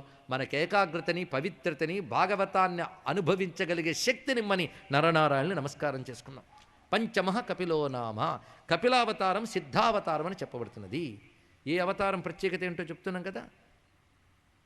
యజ్ఞావతారం, ఋషి అవతారం, కౌమారావతారం, ఇది సిద్ధావతారం అని చెప్పబడుతున్నది. ఇతడు చేసినది ఏమిటి అంటే బ్రహ్మ విద్యా పరంపరను నిలబెట్టినవాడు, సాంఖ్యం తత్వగ్రామ వినిర్ణయం, సాంఖ్యశాస్త్రాన్ని అందించినవాడు, షష్ఠ అత్రేరపత్యత్వం వృతప్రాప్తోనసూయయ అన్వీక్షకీ మలర్కాయ ప్రహ్లాదాదిభ్య ఊచివాన్. 6వ అవతారం అత్రి అనసూయలకు దత్తమై వచ్చినటువంటి దత్తావతారం 6వ అవతారము. ఇది జ్ఞానావతారము, ఇది అవధూతావతారము. ఇతడు బ్రహ్మ విద్యను అలర్కునికి ప్రహ్లాదునికి బోధించాడు. మనం ప్రహ్లాద చరిత్ర నరసింహస్వామి ఆవిర్భావంతో పూర్తయిపోయింది అనుకుంటాం. కొంచెం ఓపిక తెచ్చుకుని మరికొంచెం ముందుకెళితే స్కంధాల్లో దత్తాత్రేయ స్వామి వారు ప్రహ్లాదు వారికి జ్ఞానాన్ని ఉపదేశించడంతో కనబడుతుంది ఇక్కడ. ఎందుకంటే జ్ఞానాదేవహి కైవల్యం, దత్తాత్రేయుడి జ్ఞానబోధ ప్రహ్లాదావతారానికి పరిపూర్ణం, అదొక రహస్యం అక్కడ కనబడుతుంది. అది కనుక ఇక్కడ ప్రహ్లాదాదిభ్య ఊచివాన్ అన్నాడు. అలర్కొనికి ప్రహ్లాదుడు మొదలైన వారికి అన్వీక్షకి, రాజనీతి శాస్త్రంలో అన్వీక్షక వేరు, వేదాంత శాస్త్రంలో అన్వీక్షకి అంటే బ్రహ్మ విద్య. బ్రహ్మ విద్యని ఉపదేశించాడు ఎవరు? దత్తాత్రేయ స్వామి వారు. ఆయనకో నమస్కారం. ఇక్కడ చెప్పబడుతున్న ప్రతి అవతారానికో నమస్కారం చేసుకుంటూ వెళ్తాం. తత సప్తమ ఆకూత్యాం రుచేర్యజ్ఞోభ్యజాయత స యామాజ్యైస్సురగణైరాపాత్ స్వయంభువాంతరం. 7వ అవతారం రుచి ప్రజాపతికి ఆకూతి అనేటువంటి దివ్య వనిత యందు యజ్ఞరూపుడై అవతరించినటువంటి వాడు. అతడు యజ్ఞావతారము, యజ్ఞుడు అని పేరు ఆయనకి. ఆ మహానుభావుడు యామ మొదలైన దేవగణములతో కూడుకుని స్వయంభూ మన్వంతరాన్ని రక్షించడానికి వచ్చిన అవతారం యజ్ఞావతారము. ఇది 7వ అవతారము. 8వ అవతారము నాభి అనే మహారాజునకు మేరుదేవి యందు వృషభుడై ఆవిర్భవించాడు స్వామి, అది వృషభావతారము. ఇది పరమహంస మార్గాన్ని బోధించినది. అందుకే దర్శయన్ వర్త్మధీరాణం సర్వాశ్రమ నమస్కృతం. అన్ని ఆశ్రమాలు నమస్కరించే ఆశ్రమం అంటే పరమహంస. అది ఇక్కడ అంటే యత్యాశ్రమం కంటే గొప్పది అత్యాశ్రమం. ఆ అత్యాశ్రమి ఎవడు? అతన్ని అవధూత్ అంటారు, పరమహంస అంటారు. ఆ మార్గానికి చెందినవాడు వృషభదేవుడు. ఆ తర్వాత 9వ అవతారము ఋషుల కోరిక మేరకు అవతరించిన దివ్యావతారము పృథు మహారాజ రూపంతో అవతరించి గోరూపమైన భూమిని ఉపాసించి ఆ భూమి ద్వారా దివ్యౌషధులను పితికినటువంటి దివ్యావతారము. ఇది లోక కళ్యాణకరమైనటువంటి పృథు చక్రవర్తి యొక్క అవతారము. ఇది 9వ అవతారంగా చెప్తూ ఇక 10వ అవతారంగా చెప్తున్నది మత్స్యావతారము. అది ఇప్పుడు నడుస్తున్న వైవస్వత మన్వంతరానికి పూర్వం కలిగినటువంటి అవతారం, అది మత్స్యావతారం. ఇక 11వ అవతారం మందర పర్వతాన్ని మూపుపై మోసినటువంటి కూర్మావతారం. ఇక 12వ అవతారం ఆ ఘట్టంలోనూ వచ్చేయండి ఈ అవతారాలు. ఒకే ఘట్టంలో 3 అవతారాలు, ఇది గొప్పది. 12వ అవతారం ధాన్వంతరం ద్వాదశమం, 12వది ధన్వంతరి అవతారం. ఇక 13వ అవతారం మోహిని అవతారము. ఇది అమృతాన్ని అందించినటువంటిది. ఇప్పటివరకు ఎన్ని అవతారాలు అయ్యే? 13 అవతారాలు. 14వ అవతారం చెప్తున్నారు చతుర్దశం నారసింహం, 14వది నారసింహావతారము. ఇది పరిపూర్ణమైనటువంటి అవతారం. ఇక 14 అయిన తర్వాత 15వ అవతారం వామనావతారము. ఇక 16వ అవతారము దుష్టక్షత్రిని నిర్మూలనం చేసినటువంటి భార్గవరాముడు అనగా పరశురామావతారంగా చెప్పబడుతున్నది. 17వ అవతారం పరాశర మహర్షికి సత్యవతి యందు కలిగినటువంటి వ్యాసావతారము. ఇది వేద విద్యనంతటినీ కూడా ఉద్ధరించినటువంటిది. ఇక ఆ తర్వాత వచ్చిన అవతారం 18వ అవతారాన్ని చెప్తున్నాడు. నరదేవత్వమాపన్న సురకార్య చికీర్షయా సముద్ర నిగ్రహాదీని చక్రే వీర్యాణ్యతపరం. సముద్రాన్ని నిగ్రహించడం మొదలైన అద్భుత కార్యాలు చేసి నరుడై దేవత్వాన్ని చూపించిన అవతారం నరదేవత్వం, రామావతారము. ఇది 18వ అవతారంగా చెప్పబడుతున్నది. ఇక 19వ అవతారంగా చెప్తే అది ప్రధానంగా బలరామావతారంగా చెప్పబడుతున్నది. ఇక 20వ అవతారం కృష్ణావతారము. ఇది బలరామకృష్ణులు 19, 20 అవతారం. ఇక 21వ అవతారంగా చెప్పబడుతున్నది విష్ణుయసుడి కుమారుడిగా పుట్టినటువంటి కల్కి. అయితే ఇక్కడ బలరామకృష్ణులు ఇద్దరిని కలిపి 19వ అవతారంగా చెప్పడంతో 20వ అవతారంగా బుద్ధుడిని చెప్పుకోవాల్సి వస్తుంది. ఈ బుద్ధుడు తత కలౌ సంప్రవృత్తే సమ్మోహాయ సురద్విషాం, కలి ప్రవేశించినప్పుడు రాక్షసుల్ని మోహింపజేయడానికై అధర్మాన్ని ధర్మంగా ధర్మాన్ని అధర్మంగా చెప్పడం కోసమై వచ్చినది బుద్ధావతారము. ఈ బుద్ధావతార ప్రస్తావన పురాణాల్లో మనమనుకునే బుద్ధావతారం కాదు, ఇక్కడ ఎక్కువ ప్రస్తావించవలసిన అవసరం లేదు. కానీ రాక్షసులను మోహింపజేయడానికని మాత్రం చెప్పబడుతుంది. సురద్విషాం సమ్మోహాయ అంతవరకు తెలుసుకుంటే చాలు. ఇక్కడ కానీ 19వ అవతారం బలరామకృష్ణులను కలిపేసి 20వ అవతారంగా దీన్ని చెప్పి 21వ అవతారంగా కల్కి అనేవాడిని చెప్పారు. ఈ కల్కి ఇంకా రాలేదండి. కలియుగం కనుక తొందరగా వచ్చేసాడు అని కలిపురుషుడిని కల్కి అనుకుంటూ ఉంటాం. కనుక జాగ్రత్తగా తెలుసుకోవాలి. ఇక్కడ కల్కి అనేవాడు ఇంకా రాలేదు. రానున్న అవతారాలు ఏంటి, ఇప్పుడున్న అవతారాలు ఏమిటి, ఈ గోల మనకు అవసరం లేదు. మనకు కావలసింది ఒకటే అవతారం, కృష్ణావతారం. కలిలో తరించడానికి కృష్ణుడు తప్ప గతి మరొకటి లేదు. కృష్ణ ఏవ గతిర్మమ, ఇది తెలుసుకోవాలి. శ్రీకృష్ణ శరణం మమ. కలి చాలా ప్రమాదకారుడు, రాక్షసుల్ని దేవతల్లా చూపించగలడు. అందుకు మనం తొందరపడిపోకుండా కృష్ణుడిని వదలకుండా గట్టిగా పట్టుకుంటే మోహపడకుండా ఆయనే కాపాడతాడు. ఇప్పుడు 21 అయ్యాయి కదా, కొంచెం జాగ్రత్తగా గమనిద్దాం. 19వ అవతారం దగ్గరికి వచ్చేటప్పటికల్లా రామకృష్ణావితి భువో భగవాన్ అహరద్భరం ఏకోనవింశే వింశతిమే అని చెప్పి, ఏకోనవింశే వింశతిమని 19, 20 చెప్పి మళ్ళీ 21గా బుద్ధుడిని చెప్తే 22 కలికి చెప్పుకోవాలి. కానీ ఏకవింశతవతారములు అన్నప్పుడు 19వ దాంట్లో ఒకటిగా అయిపోయాడు కృష్ణుడు, విడిగా కనబడలేదు. దీనికి వ్యాఖ్యాతలు ఎంత గొప్పగా చెప్పారంటే అక్కడ బలరాముడితో తీసుకోవాలి, కానీ 21 అవతారములకి మూలమైన స్వరూపమే కృష్ణుడయ్యా అన్నాడు. అందుకని అవతారాలు ఒకడు కాదు ఆయన. ఇది తెలుసుకోవాలంటే ఈ అవతారాలు దగ్గర పెట్టుకుని కృష్ణావతారాన్ని పరిశోధించాలండి. ఆ పని చేయగలగాలి. అది భక్తుడైతే చేయగలడు ఆ పని. ఇన్ని అవతారాల లక్షణం తన అవతారంలో చూపించిన వాడు కృష్ణుడు. అది కృష్ణుడు ఎక్కడ నరసింహుడయ్యాడు, ఎక్కడ రాముడయ్యాడు, ఎక్కడ దత్తుడయ్యాడు, ఎక్కడ కపిలుడయ్యాడు. బుద్ధుడు మాత్రం కాలేదు.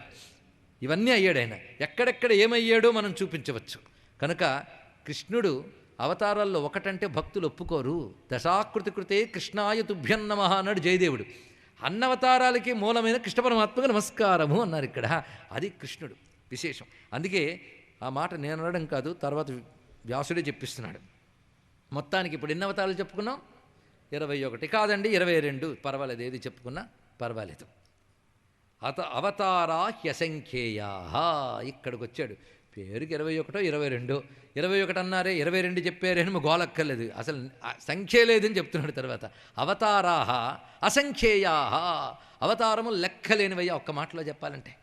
మరి ఎందుకండి లెక్క చెప్పారంటే మనకో లెక్క ఉంది కనుక. బతుకంతా భగవంతుని ధ్యానించు అని చెప్పడం మాత్రం గంటన్నరే చేయగలం, అంతే కదా ఇప్పుడు చెప్పాలంటే. కనుక మనకు ప్రతిదీ ఒక లెక్క ఉంది కనుక లెక్క చెప్పుకోవాలి. అందుకు లెక్క చెప్పుకోవడం. కానీ అసంఖ్యేయా, ఈ శ్లోకం మొత్తం అవతార తత్వాన్ని ఒక్క చోట పెట్టినటువంటి శ్లోకం అండి. అవతారా హ్యసంఖ్యేయా హరే సత్వనిధే ద్విజా యథావిదాసిన కుల్యా సరసస్యు సహస్రశ. అత్యద్భుతమైనటువంటి శ్లోకం చెప్పాడండి ఇక్కడ. ఇందులో విశేషం ఏంటంటే అన్ని అవతారములు ఒక్కడివి, అది మర్చిపోవద్దు. అవతారములు ఎన్ని అయినా నారాయణుడే.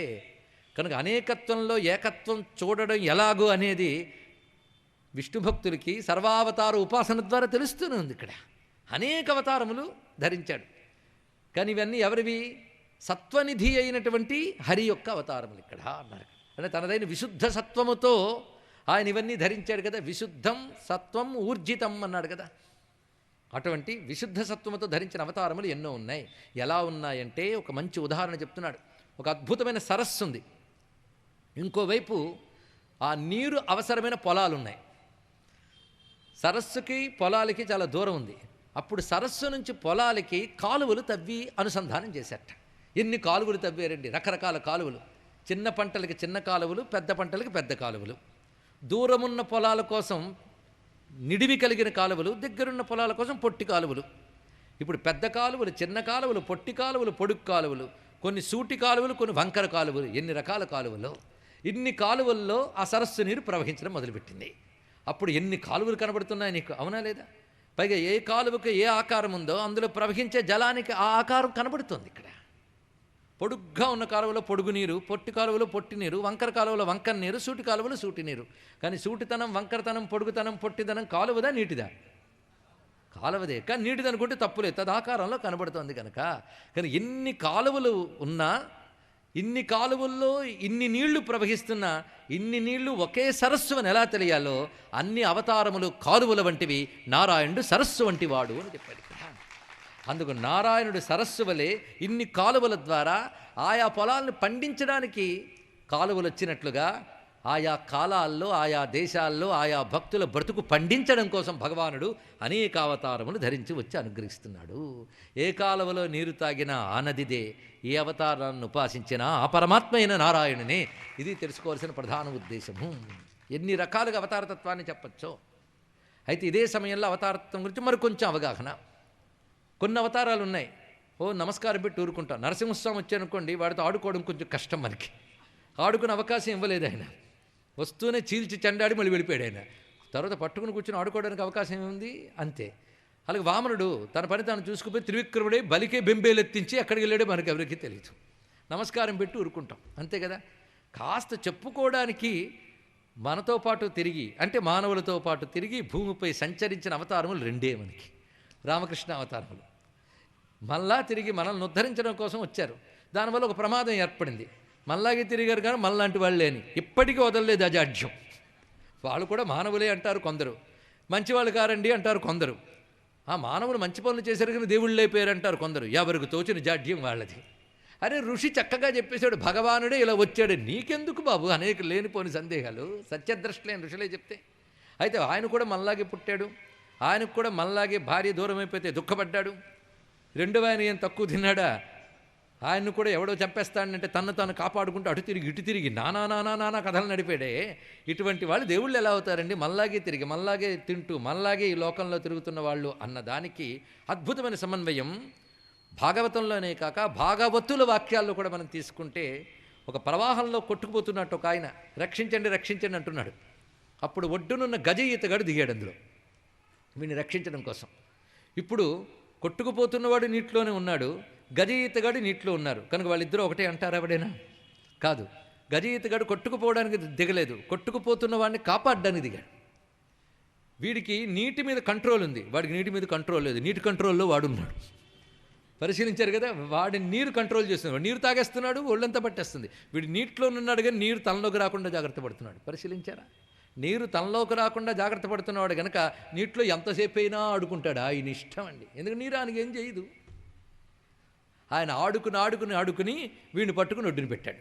వెంటనే వీడి చేత్తో పట్టుకుని, బాబు నువ్వు నాలుగే కొట్టుకుపోతున్నావా అంటే, లేదురా నాయన అన్నట్ట. మరి నువ్వు నేను ఒకే దగ్గర ఉన్నాం కదా, పిచ్చినాయనే నేను కాపాడడానికి వచ్చాను కానీ ఉండడానికి ఇద్దరం ఒకేలా కనబడుతున్నా, నువ్వు వేరు నేను వేరు అంటాడు. భగవాన్ అవతారం గజ ఈతగాడి వంటిది. ఇది తెలుసుకుంటే చాలు కదా. సంసారం అనే ప్రవాహంలో మాయ అనే నీరు ప్రవహిస్తుంది. అది లోపలికి పోయి ఉక్కిరి బిక్కిరైపోతున్న వాళ్ళు జీవులు. ఈ సంసారమనే మాయలో తాను దిగు కూడా తనలోకి మాయ ప్రవేశించకుండా మాయని తాను కంట్రోల్ చేస్తూ, మాయ కంట్రోల్లో ఉన్నవాడిని కంట్రోల్ చేస్తూ వాళ్ళ నొడ్డును చేర్చే గజ ఈతగాడి వంటి వాడే భగవానుడైన పరమాత్మ.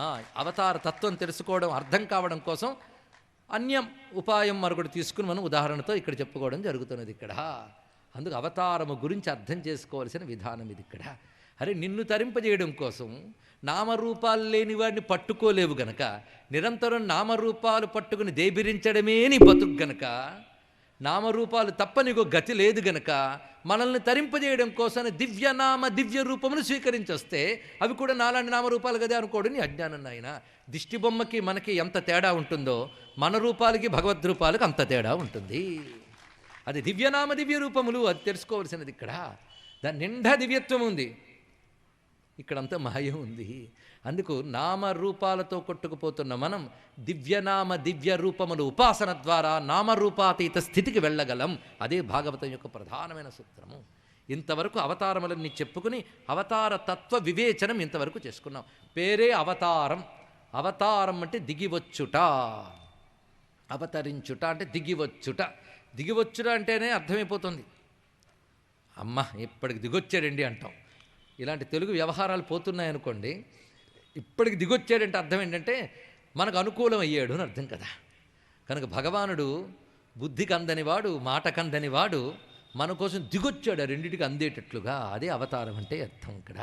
కనుక చెప్పుకోవడానికి ఒక కథ, అనుకోవడానికో నామం, ధ్యానించుకోవడానికి రూపం, తరించడానికి ఇంత తయారు చేసినటువంటి భగవానుడు చేసిన లీలలకి అవతారములని పేర్లు. ఇది అవతారం యొక్క రహస్యం నాయన అన్నాడు ఇక్కడ. గతంలో మనం కృష్ణమాధురి చెప్పినప్పుడు చెప్పుకున్న ఒక ఉదాహరణని మరొక స్మరించుకుంటే దోషం కాదనుకుంటా. తత్వాన్ని మరింత ఈ సమయంలో గుర్తు చేసుకోవడం అనండి పోనీ. ఎందుకంటే చెప్తే అంత తేలిగ్గా మర్చిపోని వాళ్ళం మేము అనేటువంటి భావం ఉన్నట్లయితే ఒకసారి గుర్తు చేసుకున్నాం అనుకుందాం, లేదా చెప్పిన వాడికి ఇంకా మర్చిపోలేదు నేనే తెలుసుకుందాం. తల్లి పిల్లాడిని ఎత్తుకోవడానికి వంగుతుందండి. ఇప్పుడు గుర్తొచ్చుంటుంది. తల్లి పిల్లాడిని ఎత్తుకోవడానికి వంగుతుంది. వంగుతున్నప్పుడు ఆవిడకి వంగవలసిన అవసరం ఏమిటండి? నేను ఇంతే పొడుగు, నేను వంగను అని ఆవిడ కూర్చుని పిల్లాడు బతికి ఏం కావాలి ఇక్కడ? ఆ పిల్లాడు అమ్మ నన్ను ఎత్తుకో అని 2 చేతులు చాచాడు. అప్పుడు వాడిని ఎత్తుకోవడానికి అమ్మ వంగింది. అప్పుడు ఆ పిల్లాడు అమ్మ హైటు నా హైటు ఒకటే అనుకోకూడదు. నీకు ఆ హైట్ లేదు కనుక నీ హైట్కి అమ్మ వంగి నిన్ను ఎత్తుకుని తన హైట్కి తీసుకెళ్ళింది. ఇది తెలుసుకో ఇక్కడ. అలాగే మనకు అతీతమైన భగవానుడు మనకు అందుబాటులోకి రావడం కోసం నామరూపాలు స్వీకరించి తనదైన నామరూపాతి స్థితికి మనం ఎత్తుకు తీసుకెళ్తున్నాడు. ఇది అవతారం యొక్క ప్రధాన తత్వము. ఈ 3 ఉదాహరణలతో అవతార తత్వాన్ని మనం అర్థం చేసుకుని, అవతారములు వచ్చిన అవతారాలు చాలు, ఎవరిని వాడు అవతారం అనేసుకుని మనకు మనమే నిర్ణయించేసుకుని మాయల్లో పడిపోకండి. పాషండ ప్రచురేలోకే. ఎందుకంటే పాషండుల్ని అవతారం అనుకునే రోజుల పేరు కలియుగం. వేదధర్మానికి బాహ్యంగా ఉన్న వాళ్ళందరినీ అవతారాలను పూజించే యుగం పేరు కలియుగం. ఇలాంటి పాషండం ఎక్కువైపోయిన కాలంలో నా గతి ఏమిటి? పాషండ ప్రచురే లోకే కృష్ణ ఏవ గతిర్మమ అన్నారు వల్లభాచార్యులు వారు. ఇది తెలుసుకోండి ఇక్కడ చాలు. ఆ కృష్ణ పరమాత్మ పూర్వం వచ్చినటువంటి రామాదులు, వీళ్ళు అవతారములని శాస్త్రం ఎందుకు చెప్పేసింది కలియుగంలో అంటే రానున్న అవతారాలు కూడా చెప్పేసింది అప్పటికి. ఎందుకంటే ఇది రచించే సమయానికి ఇంకా కల్కి అవతారం రాలేదు, రానున్న అవతారం కూడా చెప్పేసింది. ఎవరిని పెడితే వాడిని అవతారం అనుకోకుండా నాయన రాబోయేది ఇది అని చెప్పేసింది కనుక మనకు సందేహం లేదు ఇక్కడ. కనుక రాబోయే అవతారాల గురించి ఆలోచించకు, వచ్చిన కృష్ణావతారం చాలు. ఒక్క మాటలో చెప్పాలంటే కృష్ణావతారం ద్వాపర యుగం కోసం కాదు, మన కోసం, కలియుగం కోసం వచ్చింది. తెలుసుకోండి.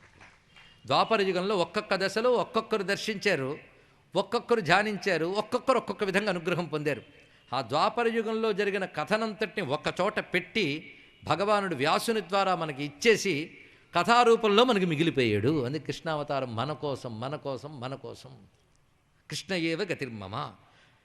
అయితే ఏమండి ఇన్ని అవతారాలు చెప్పారు, కృష్ణుడిని ఎందుకు పట్టుకున్నారంటే అలా పట్టుకున్న ఒకానొక స్థితి చెప్తున్న వాడిది కాదు, చెప్తున్న సూతునిది. ఏతే చ అంశకళా పుంసాహ కృష్ణస్తు భగవాన్ స్వయం. మిగిలిన అవతారములను అంశావతారములు, కళావతారములను చెప్పబడుతుంటాయి. కృష్ణావతారం స్వయముగా భగవతవతారము.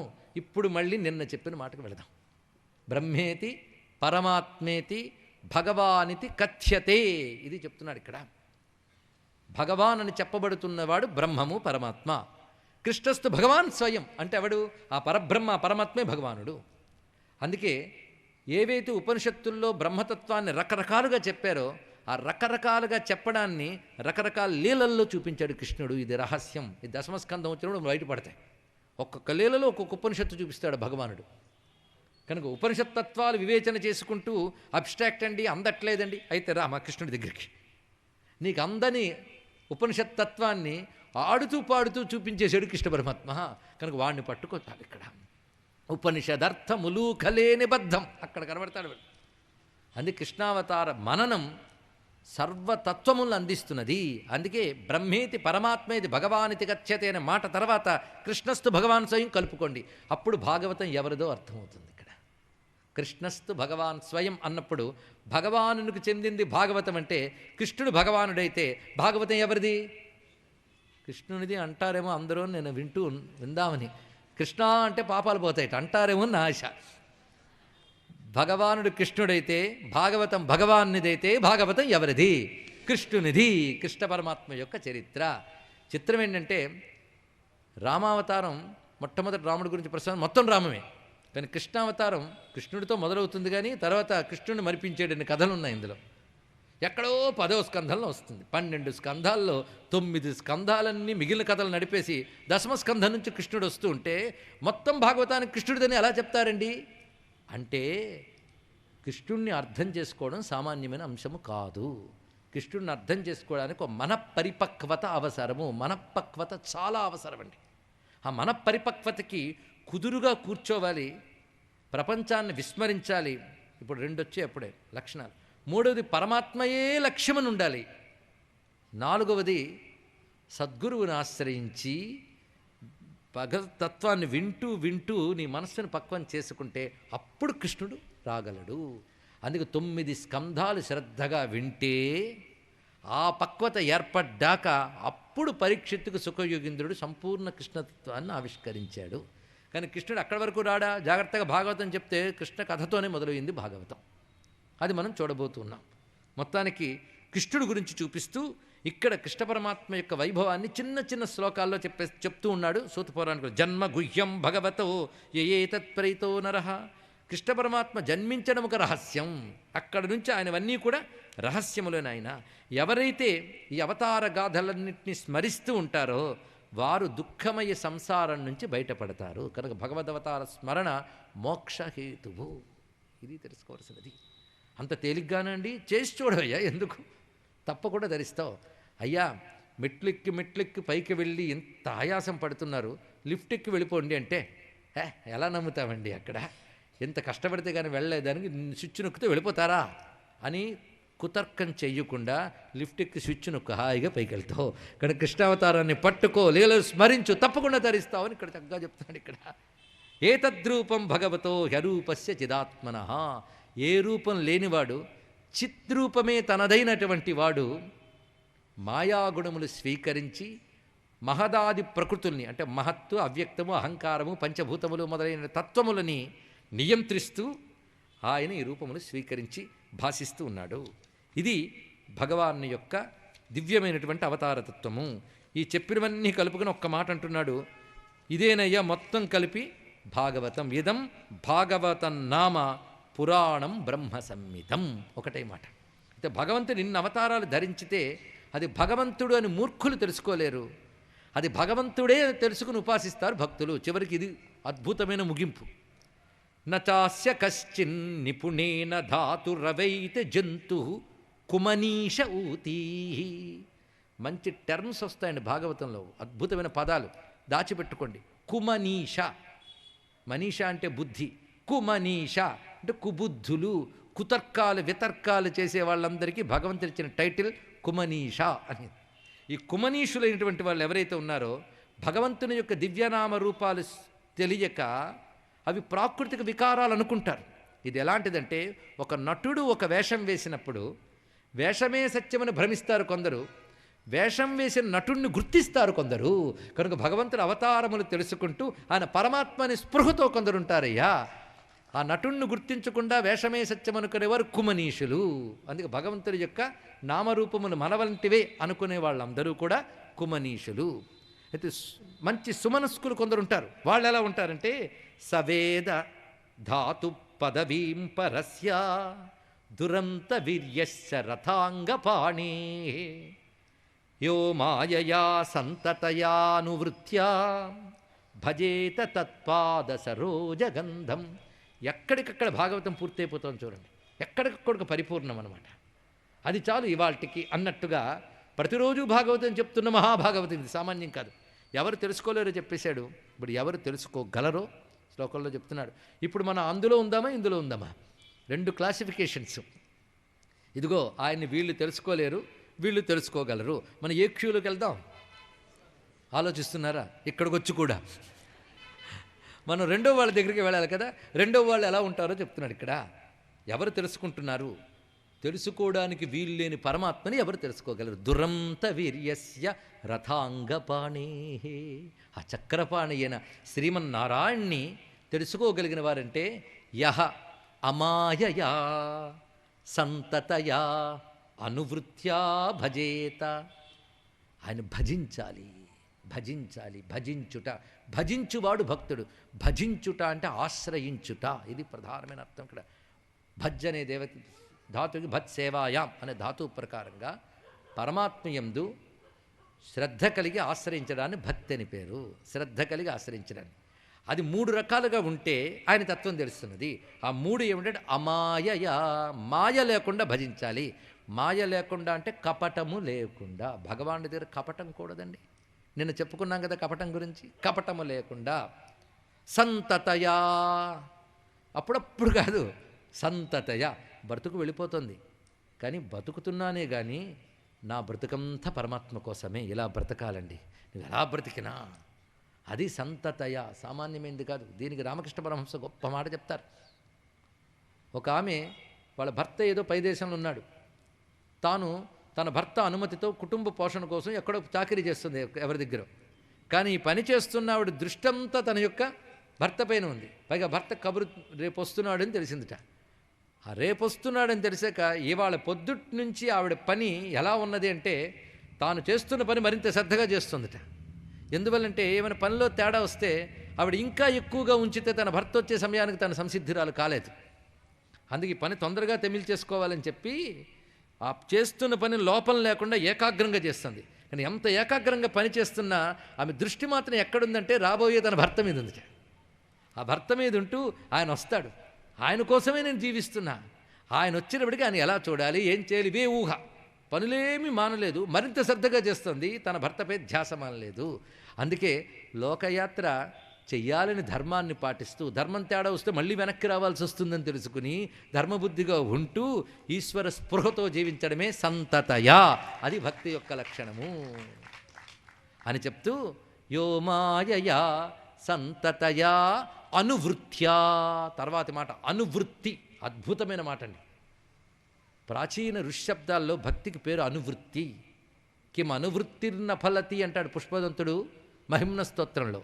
అనువృత్తి. వృత్తి అంటే వర్తనము, వర్తించుట. మనస్సు యొక్క వృత్తి అంటే పనండి. మనస్సు పనేమిటి? ఆలోచించుట, అనుకొనుట, భావించుట, ఇవేగా. ఈ వృత్తి అను. అను అంటే నిరంతరం. నిరంతరంగా ఈ మనస్సు పని చేస్తూ ఉండాలి. సంతతము నిరంతరము 2 మాటలు ఎందుకు చెప్పారండి? సంతతం అంటే ప్రతిరోజు అనుకోవాలి, ఎడతెగకుండా అనుకోవాలి. 2 ఇక్కడ.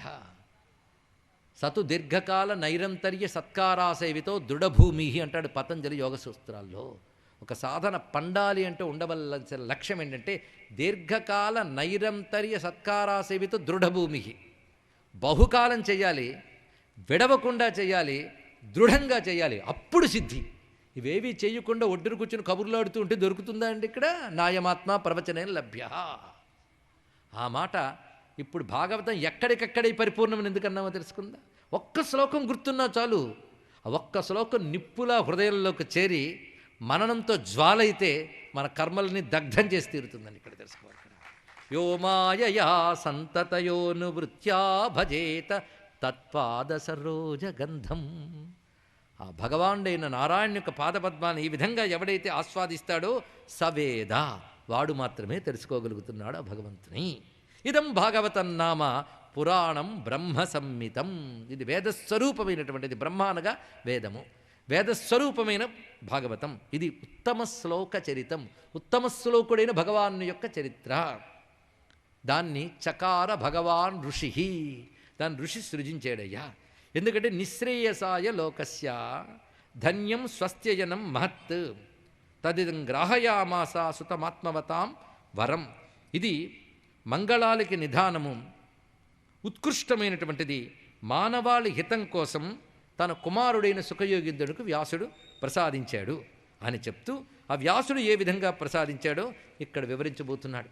వ్యాసుడు భాగవతాన్ని ఏ విధంగా రచించాడు, ఎక్కడికక్కడ మళ్ళీ భాగవతంలో భాగవతాలు. వ్యాస భగవానుడు అప్పటికి కలియుగం ఆరంభమైపోయింది. కృష్ణ పరమాత్మ ఆదేశంతో, ఆయన అనుగ్రహంతో వ్యాసుడు ఒక మహాకార్యానికి పూనుకున్నాడు. అదేమిటి అంటే, కలియుగ మానవులు అల్పాయుష్కులు, బుద్ధిశక్తి తక్కువగా ఉన్నవాళ్ళు, అజ్ఞానాన్ని అంగీకరించలేని, గ్రహించలేనంత అజ్ఞానంలో ఉన్నవాళ్ళు. అటువంటి వారిని తరింపజేయడం కోసం వ్యాసదేవుడు ఎంత దయామయుడండి. కృపయా మునినా కృతం, అంతే దయామయుడై, అరే కలియుగ మానవులందరూ పాపాత్మలే, పోతే పోని ఊరుకోలేదు.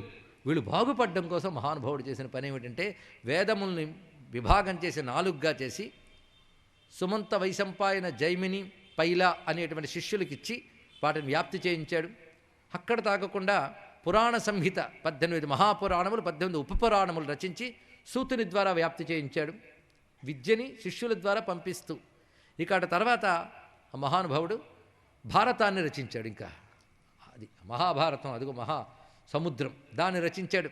దాన్ని వైశంపాయనుడి ద్వారా వ్యాప్తి చేయించాడు. వేదముల్లో ఎవరికిచ్చాడు, ఒకటికి, వాడికే మళ్ళీ తప్పచెప్పాడు. తర్వాత మహానుభావుడు ఇన్ని చేసినా ఏదో చెయ్యలేకపోయాను అనే ఒక కొరత ఆయనకి ఏర్పడింది. కిల స్వభావం ఏర్పడింది అన్నాడు. కిలము అంటే ఏదో కొరత మిగిలిపోయింది అని అర్థం. ఇక్కడ అపూర్ణ స్థితి అన్నారు దీన్ని, అపూర్ణ స్థితి. దీనితో మహానుభావుడు ఏం చేయాలి, ఏదో మిగిలిపోయిందే, చెయ్యలేదే. అవతార పురుషులకి ఎందుకు అవతరించారో అది సాధించనంత వరకు ఒక అపరిపూర్ణమైన భావం ఉంటుంది ఇక్కడ. అందుకే మహానుభావుడు ఆ స్థితిలో ఉండగా అప్పుడు అక్కడికి తంపర్యటన్నర్క ఇవత్రిలోకి, సూర్యుల్లా అంతా సంచరించే ఒక ఆయన వచ్చాట. ఎంత అందమైన మాట అండి. సూర్యుల్లా అంతా సంచరించేటువంటి వాడు వచ్చాడు. ఈ మాట చెప్పడంలో జ్ఞానస్వరూపుని చెప్పడం కోసం ఈ మాట చెప్పారు ఇక్కడ. ఆయన వచ్చాడు, వచ్చి వ్యాసుల వారిని పలకరించాడు. ఆయన ఎవరయ్యా అంటే నారద మహర్షి, మహానుభావుడు వచ్చాడు. రామాయణానికి వాల్మీకి దగ్గరికి నారదుడు వచ్చినట్టు భాగవతంలో వ్యాసుని వద్దకు నారదుడు వచ్చాడు. ఇక్కడి నుంచి కంపేరిటివ్ స్టడీ సరదా ఉన్నవాళ్ళు అది చేయొచ్చు, ఎన్ని కనబడతాయి ఇందులో. నారదుల వారు వచ్చి, ఎన్నైనా చాలా దిగులుగా ఉన్నట్టున్నావు అని చెప్పారు. సరిగ్గా నారదుడు ఈ సమయానికి ఎందుకు రావాలండి, అది దైవ ఘటన అంటే. ఇది మనల్ని తరింపజేయడం కోసం ఆ సమయంలో నారదుడిని ప్రేరేపించిన నారాయణమూర్తికి నమస్కారం. ఇక్కడ ఆయన అక్కడికి వచ్చి, ఏమిటి చాలా దిగులుగా ఉన్నావే నువ్వు, పైగా ఎన్నో మంచి పనులు చేసిన వాడివి, ఏదో దిగులుతున్నావు. యథా ధర్మాదయశ్చార్థ మునివర్యాను కీర్తితా నథతా వాసుదేవస్య మహిమా యనువర్ణిత. నువ్వు దిగులుకు కారణం ఏంటంటే, చేయాల్సింది ఒకటి మిగిలిపోయింది. నువ్వు ఇప్పటివరకు ధర్మాలు చాలా చెప్పావు, వాటిలో భాగంగా భగవంతుని గురించి కూడా చెప్పావు, సందేహం లేదు. కానీ ధర్మంలో భాగంగా భగవంతుని చెప్పావు, కానీ భగవంతుని వర్ణనే ధర్మంగా చెప్తూ ఒక గ్రంథం నువ్వు రాయాల్సిన్నది ఇక్కడ. ఎందుకంటే ఎన్ని ధర్మాలు పాటించినా భగవద్భక్తి లేనప్పుడు, భగవత్ చింతన లేనప్పుడు ధర్మములు వృథా. ఇక్కడ చాలా తెలుసుకోవాల్సిన గొప్ప అంశం అన్నది ఇక్కడ. ఎన్ని ధర్మాలు పాటించినా భగవత్ స్పృహ, భగవద్భక్తి లేనప్పుడు ధర్మములు వృథా. కానీ భగవంతుడిని పట్టుకుని నువ్వు చెయ్యగలిగినన్ని ధర్మాలు చేస్తే భగవానుడు వాటి పరిపూర్ణం చేసి అనుగ్రహిస్తాడు. ఎందుకంటే ధర్మాలతో తరిస్తాము అని నిజంగా మనం బయలుదేరితే తరించగలిగినన్ని ధర్మాలు చేయగలిగే శక్తి మనకు లేదు. నేను తెలుగులోనే చెప్తున్నాను, జాగ్రత్తగా అర్థం చేసుకోండి. ధర్మంతో తరించిపోతాం, కర్మతో తరించిపోతామంటే తరించిపోగలిగినంత ధర్మం చేయగలిగే శక్తి మనకు లేదు. దేశకాల పరిస్థితుల అనుకూలము లేదు కనుక దాంతో తరించడం. పోనీ జ్ఞానంతో తరించిపోతామని బయలుదేరుతాం, ఫ్రెష్గా ఉపనిషత్ పుస్తకం న్యూ ప్రింట్ కొనుక్కొచ్చేసాం అంటే కర్మభ్రష్టుల చేతిలో బ్రహ్మ విద్య చాలా బాధపడిపోతున్న స్థితిలో ఉందండి, అందులో సందేహం ఏం లేదు. ఇక్కడ అక్కడ ఉండవలసింది కేవలం జ్ఞానానికి మాత్రం అఖండమైన వైరాగ్యం ఉండాలండి. సామాన్యమైనది కాదు, అంత తేలిక. నిత్యానిత్య విస్తు వివేకం స్పష్టంగా ఉండాలి, అఖండమైన వైరాగ్యం ఉండాలి. ఆ వైరాగ్యం ఎలాంటిదంటే, జుగుప్స కలగదంటే శంకర భగవత్పాలు వారు చెప్పిన ఉదాహరణ చెప్పుకుందాం. కాకవిష్టమునందు ఎలాంటి జుగుప్స ఉంటుందో ప్రపంచ విషయాలపై అలాంటి జుగుప్స ఉండాలటండి. ఇంకో చోట మరొక భయంకరమైన విషయం చెప్పాడు. సునకవాంత పాయసాన్నమునందు ఎంత జుగుప్సాభావం ఉంటుందో ప్రపంచ విషయాలపై అంత జుగుప్స ఉండాలి. ఏమిటండి మరీ అంత అసహ్యంగా అంటే, అంత అసహ్యం ఇటు కలగాలన్నాడు ఇక్కడ. అటువంటి వాడు. అంతేగాని మంచి వేదాంత విద్య చెప్పండి అంటే, అండ్ అమెరికా నుంచి ఫోన్ వచ్చింది, మీ మనోడికి జ్వరం అంటే, ఆవిడ పుస్తకం పక్కన పట్టేసి విడికి జ్వరం పట్టేసి, అయ్యా ఎలా ఉంది, ఏ యజ్ఞం చేస్తే బెటర్ అండి, ఏ జపం చేస్తే బెటర్ అండి అని అడిగే స్థాయిలో ఉన్న నువ్వు పట్టుకుని వేదాంతం గురించి కబుర్లు ఆడుతావా? నీకు అంత తేలిగ్గా దొరికిందా? కానీ ఎక్కడుంది వైరాగ్యం? అది రాలేదే. కనుక అది కష్టం, ఇదే కష్టం. మరి ఏం చేయగలవయ్యా? చెయ్యగలిగినంత ధర్మం చేస్తూ ఆ పరమాత్మను ఆధారంగా పట్టుకుని వెళ్ళగలగడమే నిజమైనటువంటి ఆధారం. అందుకుని గట్టి పట్టి ఒక్కడుండాలి పరమాత్మ యందు. ఎందుకంటే నీ అంతట్టు బయటికి రాలేవు, ఆయన చెయ్యి ఊతంగా తీసుకో. ఊతంగా తీసుకుని బయటికి రావడానికి ప్రయత్నించు, కానీ బలం నీది తక్కువ, ఆయనదే ఎక్కువ. అదే లక్ష్మీ నృసింహం అవదేహి కరావలంబం అని చెయ్యి ఊతిచ్చాడు, కానీ నువ్వు చెయ్యి పట్టుకుని పైకి వెళ్ళాలిగా. కానీ జారి పడకుండా గట్టిగా పట్టుకున్నాడు. ఒకవేళ నువ్వు కిందకి జారిపోబోతున్నా మళ్ళీ పట్టుకుంటాడు ఆయన, జారనివ్వడు. కానీ పైకి రావాలనేటువంటి నీ యొక్క ఒకానొక తపన మాత్రం అవసరం ఇక్కడ. అప్పుడు ఆయన తప్పకుండా అనుగ్రహిస్తాడయ్యా. అందుకే అలాంటి భగవాన్ యొక్క తత్వమే ఆధారం కనుక దాని గురించి చెప్తూ ఆయన లీలలు, ఆయన కథలు, ఆయన నడతలు, వాటితో పాటు ఆయన అసలు స్వరూపం చెప్పు. ఇక్కడ అసలు స్వరూపమే గమ్యం, అదే లక్ష్యం. అసలు స్వరూపాన్ని చేర్చడానికి ఆయన అనేక రూపాలు ధరించొచ్చాడు కనుక అసలు స్వరూపం ఏమిటో చెప్తూ అనేక రూపముల్లో చెప్పిన లీలలు చెప్తూ నువ్వు గ్రంథరచన చేయాలి. అప్పుడే నువ్వు ఎందుకు అవతరించావో దాని ప్రయోజనం పూర్తవుతుంది నాయన. ఇది చెప్తున్నా ఇక్కడ. ఈ కథ జరిగిందా జరగలేదా అని రీసెర్చ్ స్కాలర్స్ అప్పుడే చాలా చాలా గొడవలు పడ్డారు. వాళ్ళని రీసెర్చ్ స్కాలర్స్కు నమస్కారం చేసి ఆ జోలికి వెళ్ళకుండా మనం పక్కకు వచ్చేసి మనం అనుకునేది ఇందులో చెప్తున్న పరమార్థం చూడాలి. ఈ కథలో ఎన్ని ధర్మాలు చెప్పినా ఈశ్వర స్మరణ లేనప్పుడు, ఈశ్వర భక్తి లేనప్పుడు, ఈశ్వరుని యొక్క ఆసరా లేనప్పుడు శ్రమయేవహి కేవలం. నిన్ననే మనం చెప్పుకున్నాం కదా, అది గుర్తుపెట్టుకోవాలి ఇక్కడ. అలాగని ధర్మాలు పాటించక్కర్లేదండి, ఆయన పట్టుకుంటే చాలు అంటే మళ్ళీ ఇది తప్పు. చెయ్యగలిగినంత చేస్తూ ఆయన ఆధారంతో జీవించు. ఇది దీనిలో చెప్పినటువంటి అద్భుతమైన అంశం. అందుకేం చేయాలి? నిరంతరం భగవంతుని పట్టేటట్టుగా నువ్వు ఒక శాస్త్రాన్ని అందించాలి. ఎందుకంటే ఆయన తప్ప మరొకటి లేదు అనేది నేను మా నాన్నగారి దగ్గర నేర్చుకున్న విద్య. మళ్ళీ మొదలుకెళ్తున్నాం. నేను మా నాన్నగారి దగ్గర నేర్చుకున్న విద్య అంటున్నాడు ఎవరు? మర్చిపోవద్దు. వాళ్ళ నాన్నగారు ఎవరు? బ్రహ్మదేవుడు. వాళ్ళ అమ్మ సరస్వతి. ఇంకేమున్నదండి ఇక్కడ? వాళ్ళ నాన్నగారు చెప్పారట ఏమని? బ్రహ్మము తప్ప మరొకటి లేదయ్యా, నాకు ఆయన తప్ప అన్నీ కనబడుతున్నాయి అంటే దాన్ని భ్రాంతి అంటారు నాయన. కానీ భ్రాంతిని విడిచిపెట్టి అన్నిట్లోని అన్వయాత్ ఇతరత ఎవడు వ్యాపించున్నాడో వాడిని పట్టుకో. మరి ఆయన కనబడట్లేదే అంటే ఇసుక ఎడారిలో ఇసుక కనబడకుండా నీరు కనబడినట్టు భగవానుడు కనబడకుండా ప్రపంచం కనబడుతుంది. ఇది అలాంటిదే. ఇది బోధించాడెవరు? వాళ్ళ నాన్న. అది బోధిస్తున్నాడు ఈయన మొత్తం. కానీ అంతా భగవానుడే కనుక భగవానుడే అంతా అయ్యేటట్టు చేసుకో. అంతా భగవానుడు అయినప్పుడు నీ మనస్సంతా భగవానుడు అయిపోతే సత్యం పట్టుకుంటాం. మనస్సంతా భగవానుడు ఎప్పుడవుతుంది? భగవాను గురించే నిరంతర చింతన చేయడానికి. నిరంతర చింతన చేయడం కోసం ఆయన ఇన్ని రూపములు ధరించాడు గనక ఆ తత్వం పట్టుకోవడానికి తద్రూప చింతన, ఆయన యొక్క నిర్గుణ సగుణ తత్వములు, అదేవిధంగా ఆయన ధరించిన రూపలీలా మహిమా గుణతత్వ వర్ణనలు ఇవి చేస్తూ ఒక శాస్త్రాన్ని రచించవయ్యా. నీవేం తక్కువ వాడివా? ధాతవు, భారత శృతి విధాతవు, వేద పదార్థజాత విజ్ఞాతవు, కామముక్షరుపు షట్క విజేతవు, బ్రహ్మతత్వ నిర్ణేతవు, యోగినేతవు వినేతవు, నీవు చలించి చెల్లరే కాతరు కైవడిన్ వగవ కారణమేమి పరాశరాత్మజా. ఇంత మహానుభావుడివే, నీకెందుకయ్యా ఎదుగులు? ఇక్కడ చెప్పడంలో ధాతవు, భారత శృతి విధాతవు అంటే భాగవత రచన చెయ్యడానికి కావలసిన అర్హతలు ఇవి. ఈ అర్హతలన్నీ నీకున్నాయి కనుక రచించు. అది ఇక్కడ. ఎందుకంటే వేద పదార్థజాత విజ్ఞాతవు, కామముక్షరిపు షట్క విజేతవు, వేదము యొక్క అసలు వస్తువేదో తెలిసిన వాడివి, కామాది శత్రువుల్ని జయించిన వాడు. అది కావాలండి. పాండిత్యం కాదు భాగవతం అర్థం చేసుకోవడానికి, ఇంద్రియ జయం కలిగిన అఖండ వైరాగ్యం ఉండాలి. అది నీ దగ్గరున్నది. పైగా బ్రహ్మతత్వ నిర్ణేతవు, బ్రహ్మతత్వం ఇది అని నిర్ణయించగలిగిన మహానుభావుడవు, యోగినేతవు. అందుకు నువ్వు రాయగలవు అని బోధించుతూ అంచితమైన ధర్మచయమంతయు చెప్పితి వందులోన ఇంచుకగాని విష్ణు కథలు ఏర్పడ చెప్పవు. ధర్మాలు చెప్పావు కానీ అక్కడక్కడ విష్ణు కథలు చెప్పావు. కానీ ధర్మముల్ ప్రపంచించిన మెచ్చునే గుణ విశేషములెన్నినగాక నీ కొంచెము వచ్చుటెల్లా హరి కోరుని తింపమి ఆర్యపూజిత. నీకు మనస్సుకు దిగులేమిటి కలగడానికి కారణం హరిని సంపూర్ణముగా వర్ణించడం నుతించడం చేయలేదు కనుక అది చెయ్యవయ్యా అంటూ హరిచింతన వల్ల ముక్తి లభిస్తుంది.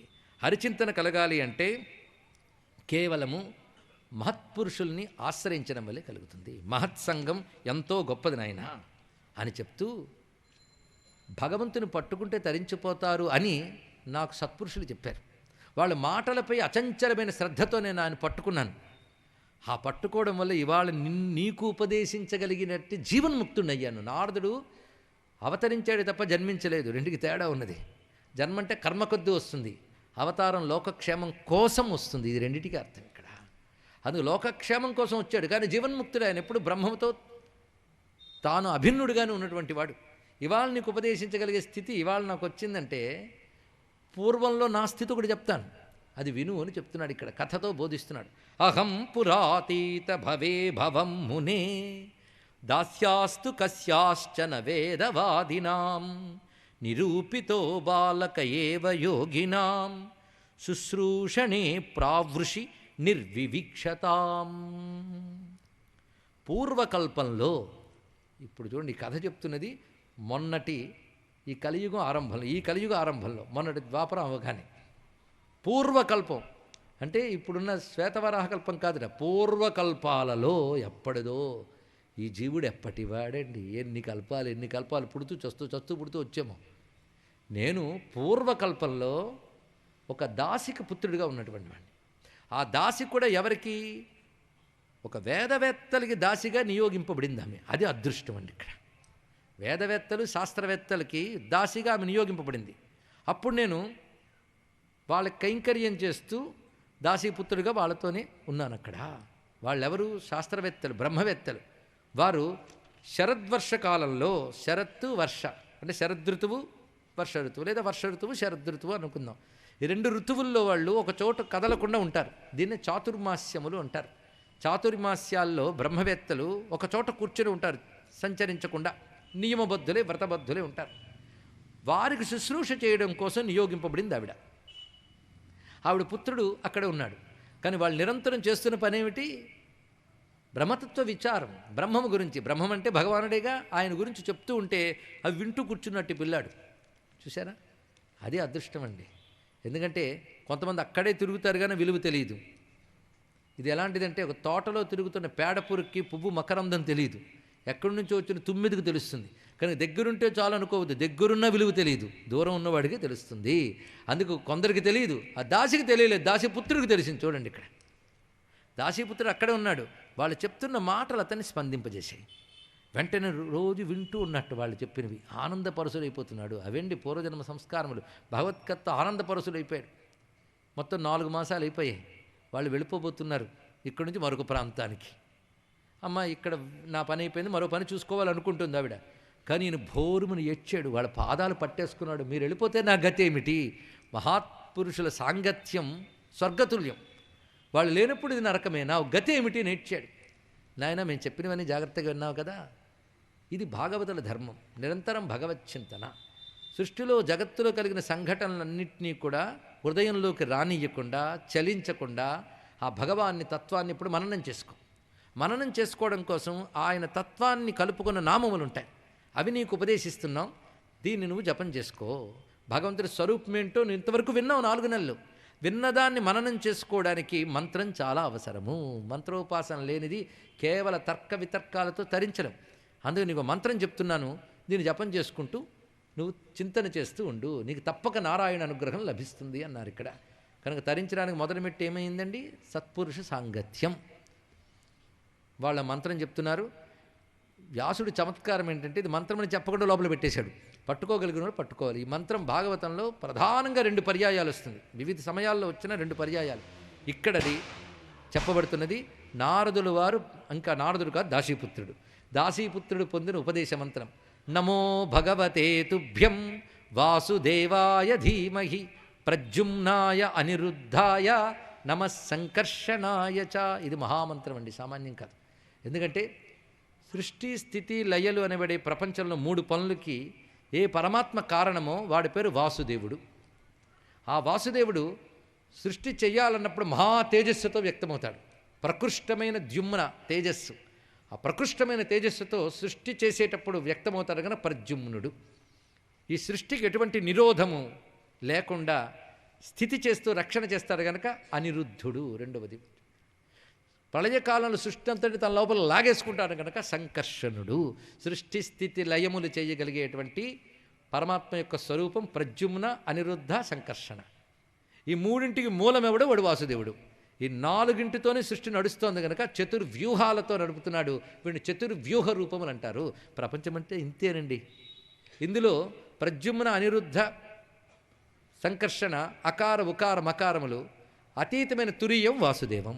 ఈ 4 కలిపితే ప్రణవం కనుక ప్రణవంలో ఉన్న 4 సృష్టిస్థితి లయలు, సృష్టిస్థితి లయలకు అతీతమనే 4. మొత్తం ప్రపంచం ప్రపంచాతీతం కలిపి అందులో ఉంది కనుక భగవానుడికి ఎన్ని నామములున్నా ఈ నామములు మహామంత్రములు. ఇంకొక రహస్యం చెప్తున్నాడు ఇందులో. మనకి 24 తత్వాలు ఉన్నాయి, చాలామందికి తెలుసు కదా. ప్రధానంగా ఇంకా శాస్త్రవేత్తలు ఇంకా తీయచ్చు, కానీ ప్రధానంగా ఒక అర్థం చెప్పుకుందాం. పంచభూతాలు, పంచతన్మాత్రలు, పంచ జ్ఞానేంద్రియాలు, పంచకర్మేంద్రియాలు ఎన్నయ్యేమ్మా? 20. ఎక్కడున్నాయి? అవి తప్ప మనకి ఇంకోటి తెలియవు కూడా, అవే ఉన్నాయి 20. 20తో మరొకటి ఉందండో అంతఃకరణం. అది లేకపోతే ఇవేవిలో దానితో ఇది పట్టుకు తిరుగుతున్నాం. అంతఃకరణం 4 విధాలు. మనోబుద్ధి చిత్త అహంకారములు 4. ఈ మొత్తం ఎన్ని? 24. ఇందులో మనం బాగు చేసుకోవాల్సింది దేన్ని? జ్ఞానేంద్రియాలు, కర్మేంద్రియాలు పెద్ద వాటిని బాగు చేసుకోవాల్సింది ఏమీ లేదు. రోజు స్నానం చేస్తాం, వాటిని బాగు చేసుకుంటాం. అది కాదు. వాటితో పాపం అవేం చేస్తాయండి? వాటి తప్పేం లేదు. వాటి చేత నానా చేయించేది అంతఃకరణం. అది కనుక దాన్ని బాగు చేసుకోవాలి, దాన్ని శుద్ధి చేసుకోవాలి. అసలు 24 పనిచేస్తున్నాయి, కానీ 24 ఎవడుండడం వల్ల పనిచేస్తున్నాయో వాడిని తెలుసుకొని ప్రయత్నం చేయు. అందుకే ఒక్కొక్క దానిలో ఉన్న పరమాత్మను తెలుసుకోవడం కోసం ఒక్కొక్క దానిలో ఉన్న పరమాత్మకు ఒక్కొక్క పేరు పెడితే కేశవాది 24 నామాలు చెప్పబడుతున్నాయి. ఆ 24 శుద్ధి చేసుకోవయ్యా. నీ 24 తత్వాలు శుద్ధి చేసుకుని అప్పుడు ఏ కర్మైనా చెయ్యి అన్నారు. ఇదండి 24 నామాలు సంకల్పంలో చెప్పారు ఇక్కడ. సంకల్పం నుంచి మన బతుకును బాగు చేయడానికి తపన పడ్డ ఋషులకు నమస్కారం. అది అర్థం చేసుకునే ప్రయత్నం చేయకుండా వాటిని వదిలేసి బతుకుతున్న మన యొక్క కుసంస్కారాలకి మరో నమస్కారం. ఏం చేస్తాం ఇక్కడ? కేవలం సంకల్పంలో ఇంత అద్భుతం ఉంది. నీలో 24 తత్వాలు శుద్ధి చేసుకో. 24 తత్వాల్లో ప్రధానం 4. ఒక్కొక్క తత్వానికి ఒక్కొక్క స్వరూపం కదా. ఈ వాసుదేవ ప్రద్యుమ్న అనిరుద్ధ సంకర్షణ అనేటువంటిది చిత్త అహంకార బుద్ధి మనస్సులకి నియంతలు కనుక ఈ 4 నామాలు స్మరిస్తే అంతఃకరణలో 4 భూమికలు శుద్ధమై అంతరంగంలో ఉన్న విష్ణువును మనం దర్శించగలం గనక ఇది మహామంత్రమైంది. ఇక్కడ సామాన్యంగా దీనికి అంత శక్తి ఉంది. దీని గాయత్రి లక్షణం ఇచ్చాడు ధీమహి ద్వారా. ఆయన బ్రహ్మమని చెప్పడానికి భగవతే పెట్టాడు. వాసుదేవ ద్వాదశాక్షరిందలు కలిపాడు చూడండి. నమో భగవతే తుభ్యం, భగవతే తుభ్యం అంటే నీకు. వాడెక్కడో లేడు, ప్రత్యక్షమని చెప్పడం కోసం తుభ్యం. నమస్తే అనే మాటలో తే అంటే నీకు. ఎక్కడో ఉన్నవాడిని నీకంటారండి, ఆయనకి అనాలి. తుభ్యం అనడంలోనే ఎదురుగా ఉన్నవాడికి అని చెప్తున్నారు కదా. అందుకు భగవంతుని ప్రత్యక్ష విషయంగా భావించు. అందుకే నమో భగవతే తుభ్యం వాసుదేవాయ ధీమహి. ఇక్కడ నమో ధీమహి అని 2 వేద ప్రణవములు ఉన్నాయి. అందుకే ఇది గాయత్రి మంత్ర సమానమైనటువంటిది. ధీమహి ప్రద్యుమ్నాయ అనిరుద్ధాయ నమస్సంకర్షణాయ చ 2 నమస్కారాలు ఒక ధీమహి కలిగినటువంటి అద్భుతమైన శ్లోకం. ఇతి మూర్త్యభిధానేన మంత్రమూర్తి మమూర్తికం అక్కడ సూచన ఇస్తున్నాడు. ఇతి ఈ మూర్తి పేర్లు కలిగినటువంటి మంత్రమూర్తి ఏ మూర్తి లేని పరమాత్మ.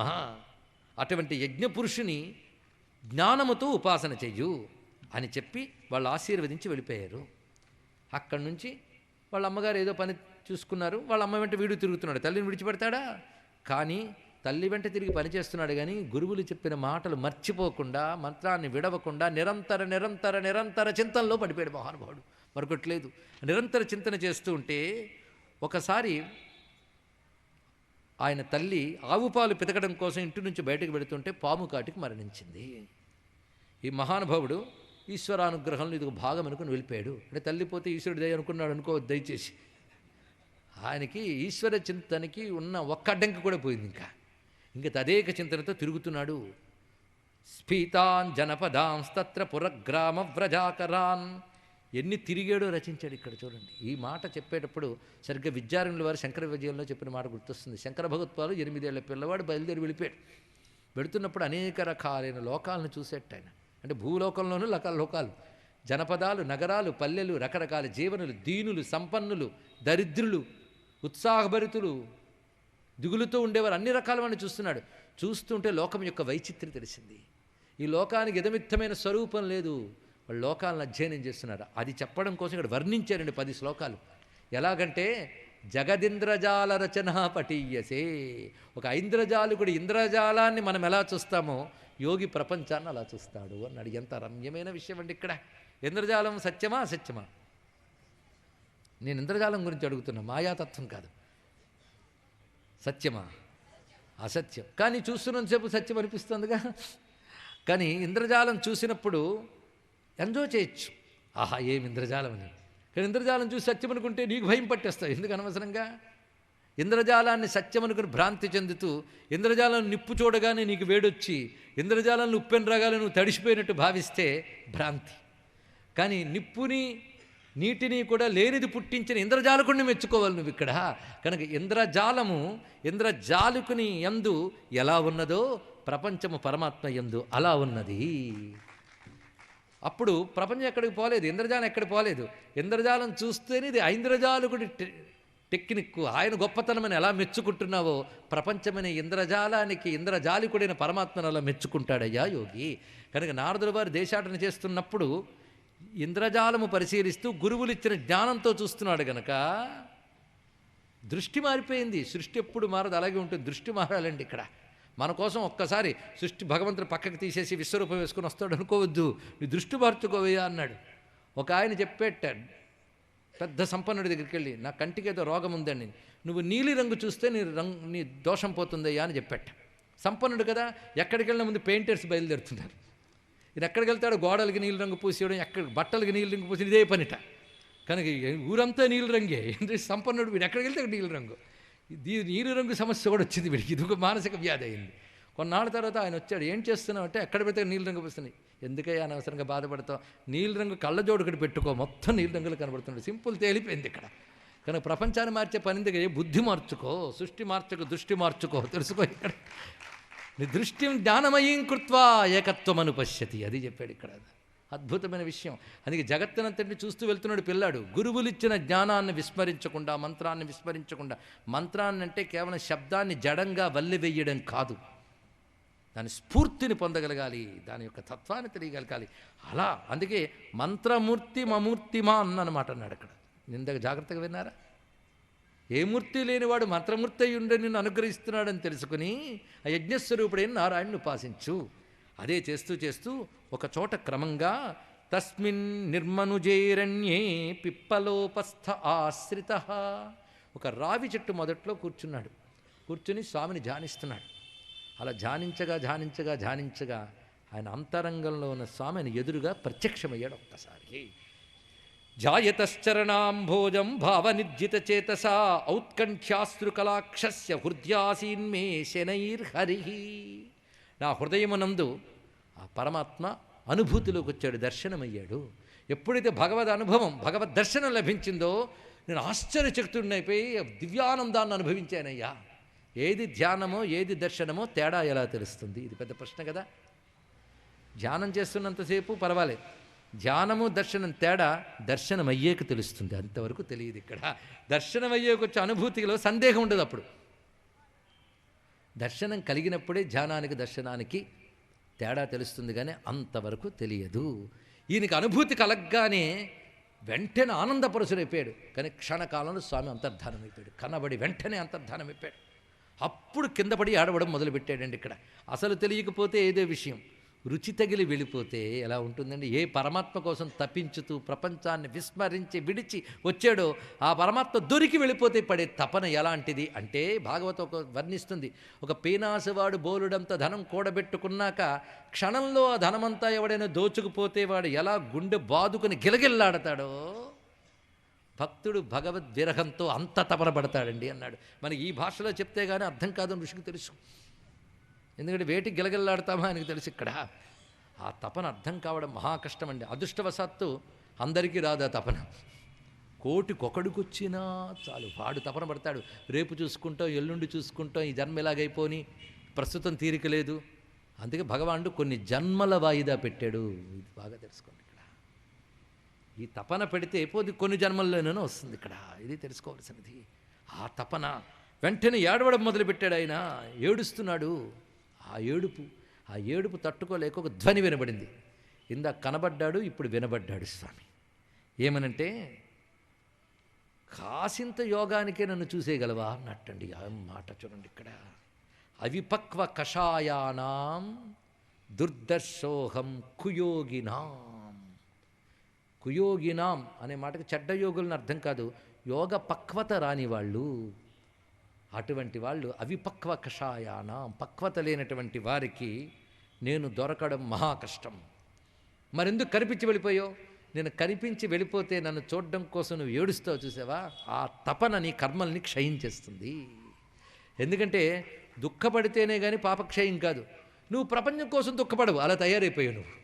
నీకు ఎన్ని ప్రమాదాలు కలిగి నీకు దుఃఖం రాదు, అప్పుడు నీ పాపం ఎలా పోతుంది? కనుక నువ్వు నా కోసం ఏడవడం మొదలు పెడుతూ ఉంటే నీ పాపాలన్నీ క్షయమైపోతాయి, తర్వాత నన్ను పొందుతావు. ఎందుకంటే కర్మ మిగిలింది నీకు అని చెప్పి పరమాత్మ ఎప్పుడైతే అంతర్ధానమయ్యాడో అప్పుడు ఈ మహానుభావుడు, ఇప్పుడు నీకు కనబడ్డానికి కూడా కారణం ఏంటంటే నువ్వు కొంతకాలం సత్పురుషుల సేవ చేసావు, వాళ్ళ వాక్యాల యందు అఖండమైన శ్రద్ధ పెట్టుకున్నావు, దాన్ని నిరంతరం అనుసంధానం చేసావు, అందువల్ల నీకు నేను కనబడ్డాను అని చెప్పి స్వామి అంతర్ధానమైతే అక్కడి నుంచి నేను చేసిన పని ఏమిటంటే ఆయన నామస్మరణ చేస్తూ, ఆయన్ని కీర్తిస్తూ, ఆయన్ని చింతన చేస్తూ, లీలలు తలంచుకుంటూ ప్రపంచంపై మరొక కోరిక లేనివాడినై, మరొక దృష్టి లేనివాడిని తిరిగాను. ఏమి యోగమో చూడండి. అలాగా నా బ్రతుకు చివరి వరకు తిరిగాను. అంటే పసిపిల్లాడిగా మొదలైంది కానీ చివరి వరకు ఇదే కొనసాగింది. అయితే ఎలా వస్తుందో తెలియదు, కానీ ఎలాగాలో వచ్చి తీరుతుంది, అదే మృత్యుదేవత అన్నాడు. అది నా దగ్గరికి వచ్చింది, ఇది మెరుపు పుట్టినట్టు వస్తుంది, అది వచ్చింది, ఆ శరీరం పోయింది. అంత తేలిగ్గా చెప్పాడు. అంటే వాళ్ళకి మరణం అంటే అంత తేలికేనండి. ఇక్కడ అది వచ్చింది, ఆ శరీరం పోయింది. అప్పుడు ఆ పుణ్య విశేషం చేత నేను దివ్యలోకముల్లో చేరుకున్నాను, బ్రహ్మలోకానికి చేరుకున్నాను. అక్కడ కల్పాంతకాలం వరకు ఉంటూ కల్పాంతకాలంలో బ్రహ్మదేవుడు భగవంతుడు లీనమైనప్పుడు నేను ఆయనలో లీనమైపోయాను. అంటే నేను పొందిన ముక్తి సగుణ బ్రహ్మముక్తి, క్రమముక్తి పొందాడు. క్రమముక్తి పొందినవాడు మళ్ళీ పుట్టలేదు. ఆ బ్రహ్మలోకంలో ఆ కల్పాంతకాలం వరకు ఉంటూ కల్పాంతకాలంలో సగుణ బ్రహ్మముతో పాటు అంటే బ్రహ్మదేవుడితో పాటు పరమాత్మను లీనమైపోయాను. ఇలా నేను ముక్తిని పొందేనయ్యా. ఆ వెళ్ళిపోయే నేను మళ్ళీ కల్పం ఆరంభమైనప్పుడు భగవంతుడు సృజిస్తాడు కదా తన నుంచి. ఆ సృజించినప్పుడు లోక నిర్వహణ కోసం అనేక మందిని సృజించాడు. అప్పుడు నన్ను భగవజ్ఞానం వ్యాప్తి చేయడానికై నన్ను సృజించాడు. నేను ఈ విధంగా వచ్చాను. ఇది నా పూర్వ వృత్తాంతం నాయన అన్నాడు. ఒకటే మాట. భాగవతం అంతా ఇక్కడ చెప్పబడింది. గురువులను ఆశ్రయించడం, వాళ్ళు చెప్పిన జ్ఞానాన్ని పొందడం, అది పొందుతూ ప్రపంచం పట్ల వివేకముతో కూడిన వైరాగ్యము కలిగి పరమాత్మ చింతన చేయడం వల్ల నేను ఈ స్థితికి వచ్చాను. కాబట్టి ఓ మహానుభావ రచించు నువ్వు అని ఎప్పుడైతే వ్యాస భగవానుడికి నారదులు వారు ఉపదేశం చేసి వెళ్ళారో వెంటనే హిమాలయాల్లో సరస్వతీ నది ప్రవహించే తీరమునందు శమ్యాప్రాసం అనేటటువంటి ఆశ్రమంలో యోగస్థితిలోకి వెళ్ళి వ్యాసులు వారు నారదులు వారు చెప్పినటువంటి భాగవత ధర్మాన్ని, ఒక సారం అది, దాన్ని తీసుకుని మననం చేయడం మొదలుపెట్టారు. ఆ భాగవత ధర్మం ఈ సృష్టి మొదలైన దగ్గర నుంచి తన వరకు వచ్చిన కాలంలో ఆ భాగవత ధర్మం ఎక్కడెక్కడ వ్యక్తమయ్యిందో, అంటే భగవంతుడు లీలలతో వ్యక్తం చేయడం, భక్తులు భగవంతుని ఆశ్రయించడంలో వ్యక్తం చేయడం, రెండు రకాలు. ఎక్కడెక్కడ ఈ చెప్పిన భాగవత ధర్మం ఏ ఏ కథారూపాలలో వ్యక్తమయ్యిందో తెలుసుకుని ఆ ధర్మాన్ని అవతార కథలతోనూ భక్తుల నడతలతోనూ కలిపి గ్రంథంగా తయారు చేసి 18,000 శ్లోకాలతో 12 స్కంధములతో రూపుదిద్ది దాన్ని సుఖయోగింద్రుడికి ఇచ్చాడయ్యా. ఆ సుఖయోగింద్రుల వారు దాన్ని స్వీకరించారు, దాన్ని వ్యాప్తి చేశారు. అనగానే శౌనకాదులకి సందేహం కలిగింది. శుకులెవరో వాళ్ళకి తెలుసు. శుకుడు బ్రహ్మవేత్త, గొప్ప జ్ఞాని వేరు. వేదాంత జ్ఞానం స్పష్టంగా అర్థమై ఇంకొకరికి స్పష్టంగా చేయగలిగిన పండితులు చాలామంది ఉంటారు. వారికి బ్రహ్మం గురించి చింతన చేస్తూ ఉంటారు. కానీ ఆ పై స్థితి ఒకటి ఉన్నది. బ్రహ్మాన్ని అనుభవానికి తెచ్చుకుని తాము అనబడేటటువంటి అహంతత్వము బ్రహ్మమే, విశ్వమే బ్రహ్మం అన్నప్పుడు బ్రహ్మవిద్ బ్రహ్మైవ భవతి అని సమస్తము బ్రహ్మమనే స్థితికి వెళ్ళిపోయిన వాడికి అసలు ఏ విధి ఉండదు, ఏ నిషేధం ఉండదు. నిస్త్రయగుణ్యే పతి విచరతే కో విధి కో నిషేధ. వాడికొకడు శిష్యుడు ఉండడు, అతడు ఇంకోడు గురువు కాడు. అతన్ని గురువుగా ఎవరైనా అనుకోవచ్చు, కానీ తాను గురువుగా అనుకోడు, ఇంకోటి శిష్యుడుగా అనుకోడు. అని ఉపదేశం కూడా చేయడు. నిరాశీర్ నిర్నమస్క్రియా. ఒకరికి ఆశీర్వచనము చేయడు, నమస్కరించాడు. అంతటా బ్రహ్మమే అయినప్పుడు ఎవరెవరిని ఆశీర్వదిస్తారు? ఆ స్థితి నేను ఇప్పుడు ఇలా ఉండాలి అని ఉండదు, సహజంగా ఉంటుంది. అలాంటి స్థితికి చెందిన వాళ్ళని బ్రహ్మవేత్తలు అంటారు ఇక్కడ. వాళ్ళు బ్రహ్మవేత్తలు అంటే శాస్త్రజ్ఞానంతో బ్రహ్మం గురించి చెప్పేవారు కాదు, అనుభవజ్ఞులు. వాళ్ళు అవధూతలు. అలాంటి వాడు ఒక్కడు దొరకడం కూడా కష్టము. వాసుదేవ సర్వమితి సమహాత్మా సుదుర్లభ. అలాంటి వాడు ఒక్కడు కనబడ్డా మన బ్రతుకులు ధన్యమైపోతాయి, సామాన్యం కాదు ఇక్కడ. కానీ అలాంటి వాళ్ళు ఉండరు అనుకోకూడదు. పవిత్రమైన భారతావనిలో తప్పకుండా వారు ఉంటారు. వారు కనబడాలి అంటే పరీక్షిత్తులా తపన పడిపోతే నీకు కనబడతారు. తపన ఉండాలి. నీకేం కావాలో గట్టిగా ఆలోచిస్తే నీకే తెలిసిపోతుంది. మనకి ఎన్నో సమకూర్చుకుని ఏది కావాలనుకుంటున్నాం అనేది మన చిత్తాన్ని మనం తెలుసుకోవాల్సినదే. ఈ తపన కలగడము అరుదే, ఆ తపన తీర్చేటువంటి అటువంటి వాడు దొరకడము అరుదే. కానీ ఒక మహాభక్తుడు, ఒక జ్ఞాని కూర్చొని కబుర్లాడచ్చు. కానీ అవధూత అయినటువంటి వాడు ఒక గ్రంథం తెలుసుకుని ఆ గ్రంథాన్ని తాను ఆనందిస్తూ ఇంకోటికి ఎలా చెప్పాడయ్యా? ఎందుకంటే కేవలం బ్రహ్మజ్ఞాని భగవత్ కథలు ఇవి వింటాడా, వాటిని పట్టుకుంటాడా, చెప్తాడా? ఇది పెద్ద ప్రశ్న. కేవల బ్రహ్మజ్ఞాని, పై కబుర్లు చెప్పే బ్రహ్మజ్ఞాని కాదు. ఈ ఊరు ఆ ఊరు, ఈ దేశం ఆ దేశం తిరిగి వేదాంత విద్య నేర్పుతూ మీరు యజ్ఞాలు చేయక్కర్లే, కర్మలు చేయక్కర్లేని బోధిస్తున్నటువంటి వారు కారు. అతను ఎవడు? సాక్షాత్ సిద్ధపురుషుడు. ఆయన ఒక చోట ఎలా ఉంటాడు, ఆయన ఎలా చెప్తాడు? పైగా అవధూత ఒక చోట గోదోహన కాలం మాత్రమే నిలబెడతాడు. తెలుసుకోండి, గోదోహన కాలం. ఒకవేళ అక్కడ నిలబడాలి అంటే అక్కడున్న చోటుకు పుణ్యం ఉంటే ఆయన అక్కడ నిలబడేది గోదోహన కాలం, అంటే ఆవు పాలు పితికినంతసేపు. ఇది తెలుసుకోండి. ఇక్కడ తత్కాలమే ఉంటాడట. అందుకని అవధూత గారి ఆశ్రమం అంటే నవ్వుకోవాలండి. అవధూతకు ఆశ్రమం ఏంటి? సన్యాసికి ఆశ్రమం ఉండొచ్చు కానీ అవధూతకు ఆశ్రమం ఉండదు. అత్యాశ్రమికి ఆశ్రమం ఏంటండి ఇక్కడ? అవధూత ఒక చోటు ఉండడు. అతనికి దేహాభిమానమే లేదు, ఇంకే అభిమానం ఉంటుంది? ఎక్కడ నిలబడ్డాయన? ఒకవేళ నిలబడ్డాడనుకోండి, ఆ కాలం ఆ చోటు క్షేత్రం అయిపోతుంది. అటువంటి వాడు 7 రోజులు కూర్చుని ఎలా చెప్పాడయ్యా? అసలు ఆయన వ్యాసుడు ద్వారా భగవత్కథని ఎలా విని తాను ఆనందించి స్వీకరించాడు, తిరిగి ఎలా చెప్పగలిగాడు అంటే, నువ్వు చెప్పింది నిజమే నాయన. ఆత్మారామాశ్చ మునయో నిర్గ్రంథావప్యురుక్రమే కుర్వంచహేతికీం భక్తిం ఇత్థం భూతగుణో హరిహి అంటున్నాడు సూతులు వారు. ఆత్మారాములు వాళ్ళు ఎవరు? సుఖయోగిందుల వంటి వారికి విశేషణాలు. ఆత్మారామాశ్చ మునయో. మునయో అంటే మౌనము కలవారు, అంటే మనోవికారములు లేనివారు. ఆత్మారామశ్చ మునయో నిర్గ్రంథా. అజ్ఞానపు ముడి లేని వాళ్ళు. విద్యతే హృదయ గ్రంథి అన్నట్టుగా అజ్ఞానపు ముడి ఎప్పుడు విడిపోయింది వాళ్ళకి. మనం భాగవతం వింటున్నామంటే పాపం పోవాలి, పుణ్యం రావాలి, భగవద్ అనుగ్రహం రావాలి, మోక్షం రావాలి, ఏదో ఒకటి, ఏదో కొరతుంది. కానీ వాళ్ళు పరిపూర్ణులు, ఆప్తకాములు, ఆత్మారాములే. తమయందు తాము ఆనందించువారు ఆత్మారాములు.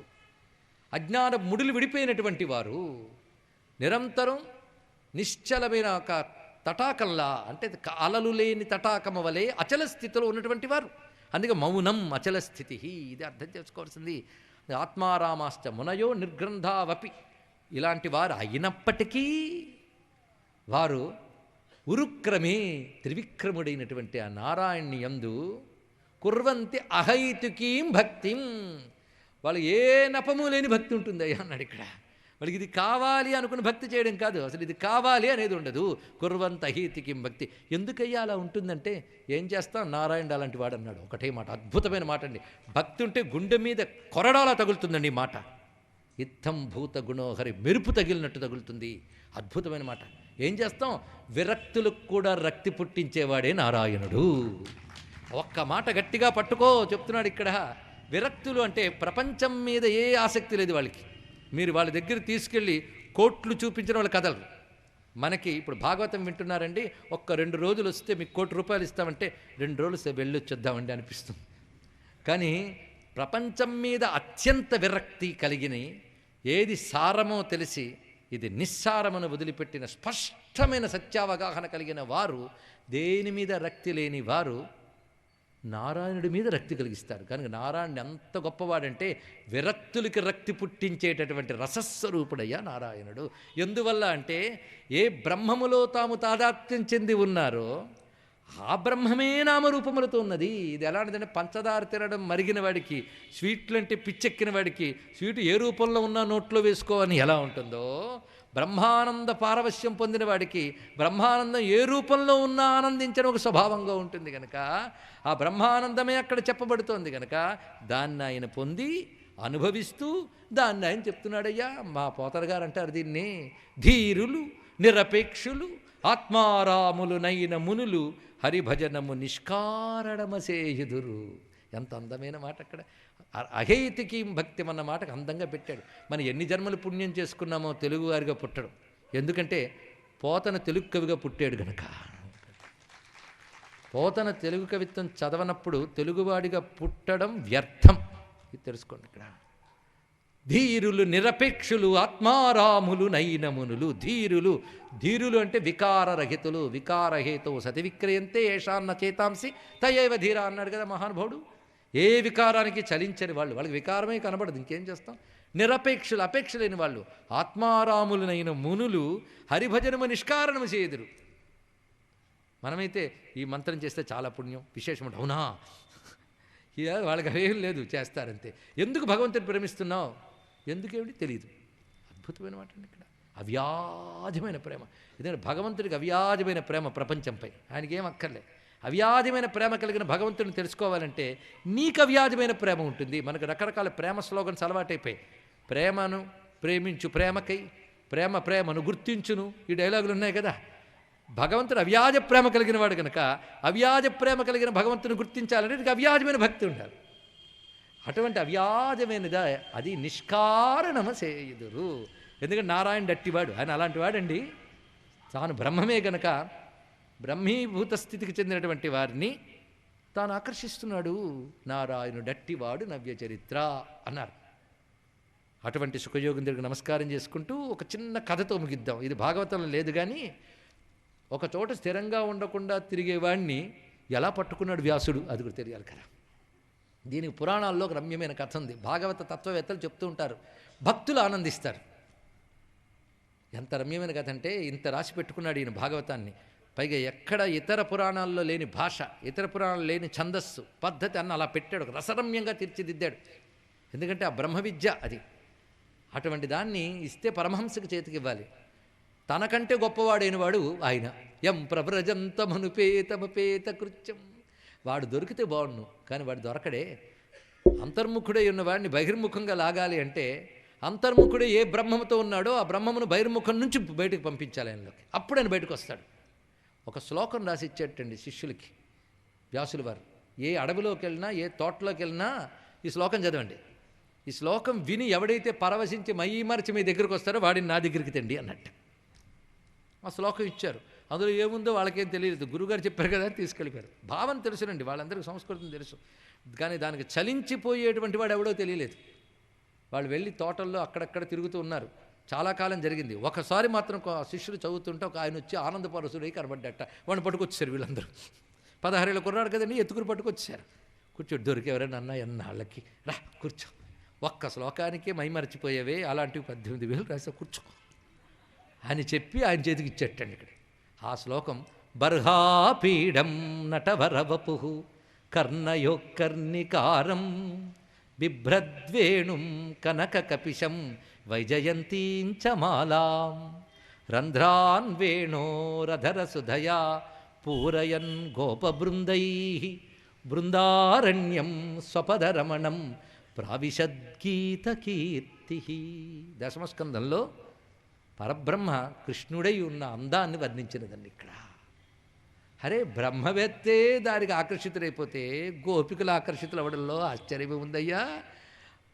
పరవశించిపోయాడు మహానుభావుడు, సమాధి స్థితికి తీసుకెళ్ళిపోయింది మళ్ళీ. అటువంటి రసరమ్యమైనటువంటి ఆ భక్తి యోగ రసం భాగవతం. అలా సుఖయోగేంద్రుడు పరీక్షిత్ అదృష్టం కొద్దీ కూర్చుని చెప్పాడయ్యా మహానుభావుడు ఇక్కడ అని చెప్తూ, అసలు పరీక్షిత్తుకు ఆ స్థితి ఎలా వచ్చిందయ్యా, అయితే మా కృష్ణుడితోనే మొదలెడతా అన్నాడు. ఇక్కడ మొదలు పెడుతున్నాడు మహానుభావుడు. కథ తిన్నగా హస్తినికి వెళ్ళిపోయింది. ధర్మరాజుకు పట్టాభిషేకం పూర్తయిపోయింది. నేను రాజ్యం చెయ్యను అని మొరాయించాడు. అందరూ చీవాట్లు పెట్టారు. నాకు భోగాలు అక్కర్లేదన్నాడు. అయితే భోగాలు వదిలి రాజ్యం పాలించన్నాడు కృష్ణ పరమాత్మ. ధర్మం కోసం రాజ్యం పాలించాలి, చెయ్యని చెప్పాడు. కృష్ణుడు చెప్పాడు. ఇప్పుడు పట్టాభిషిక్తుడు అయిపోయాడు. సరిగ్గా ఆయన పట్టాభిషేకం చేసిన తర్వాత ఇంకా ద్వారక్క వెళదామని ఆలోచన చేస్తుంటే ఒక ఆవిడ కడుపు చెత్త పట్టుకు పరిగెత్తుకొచ్చిందండి. ఇక్కడ ఏడుస్తూ పరమాత్మ ఆగిపోయాడు. తర్వాత కథ ఏమిటో రేపు మనం తెలుసుకుందాం. సర్వం శ్రీకృష్ణ చరణారవిందార్పణమస్తు. స్వస్తి.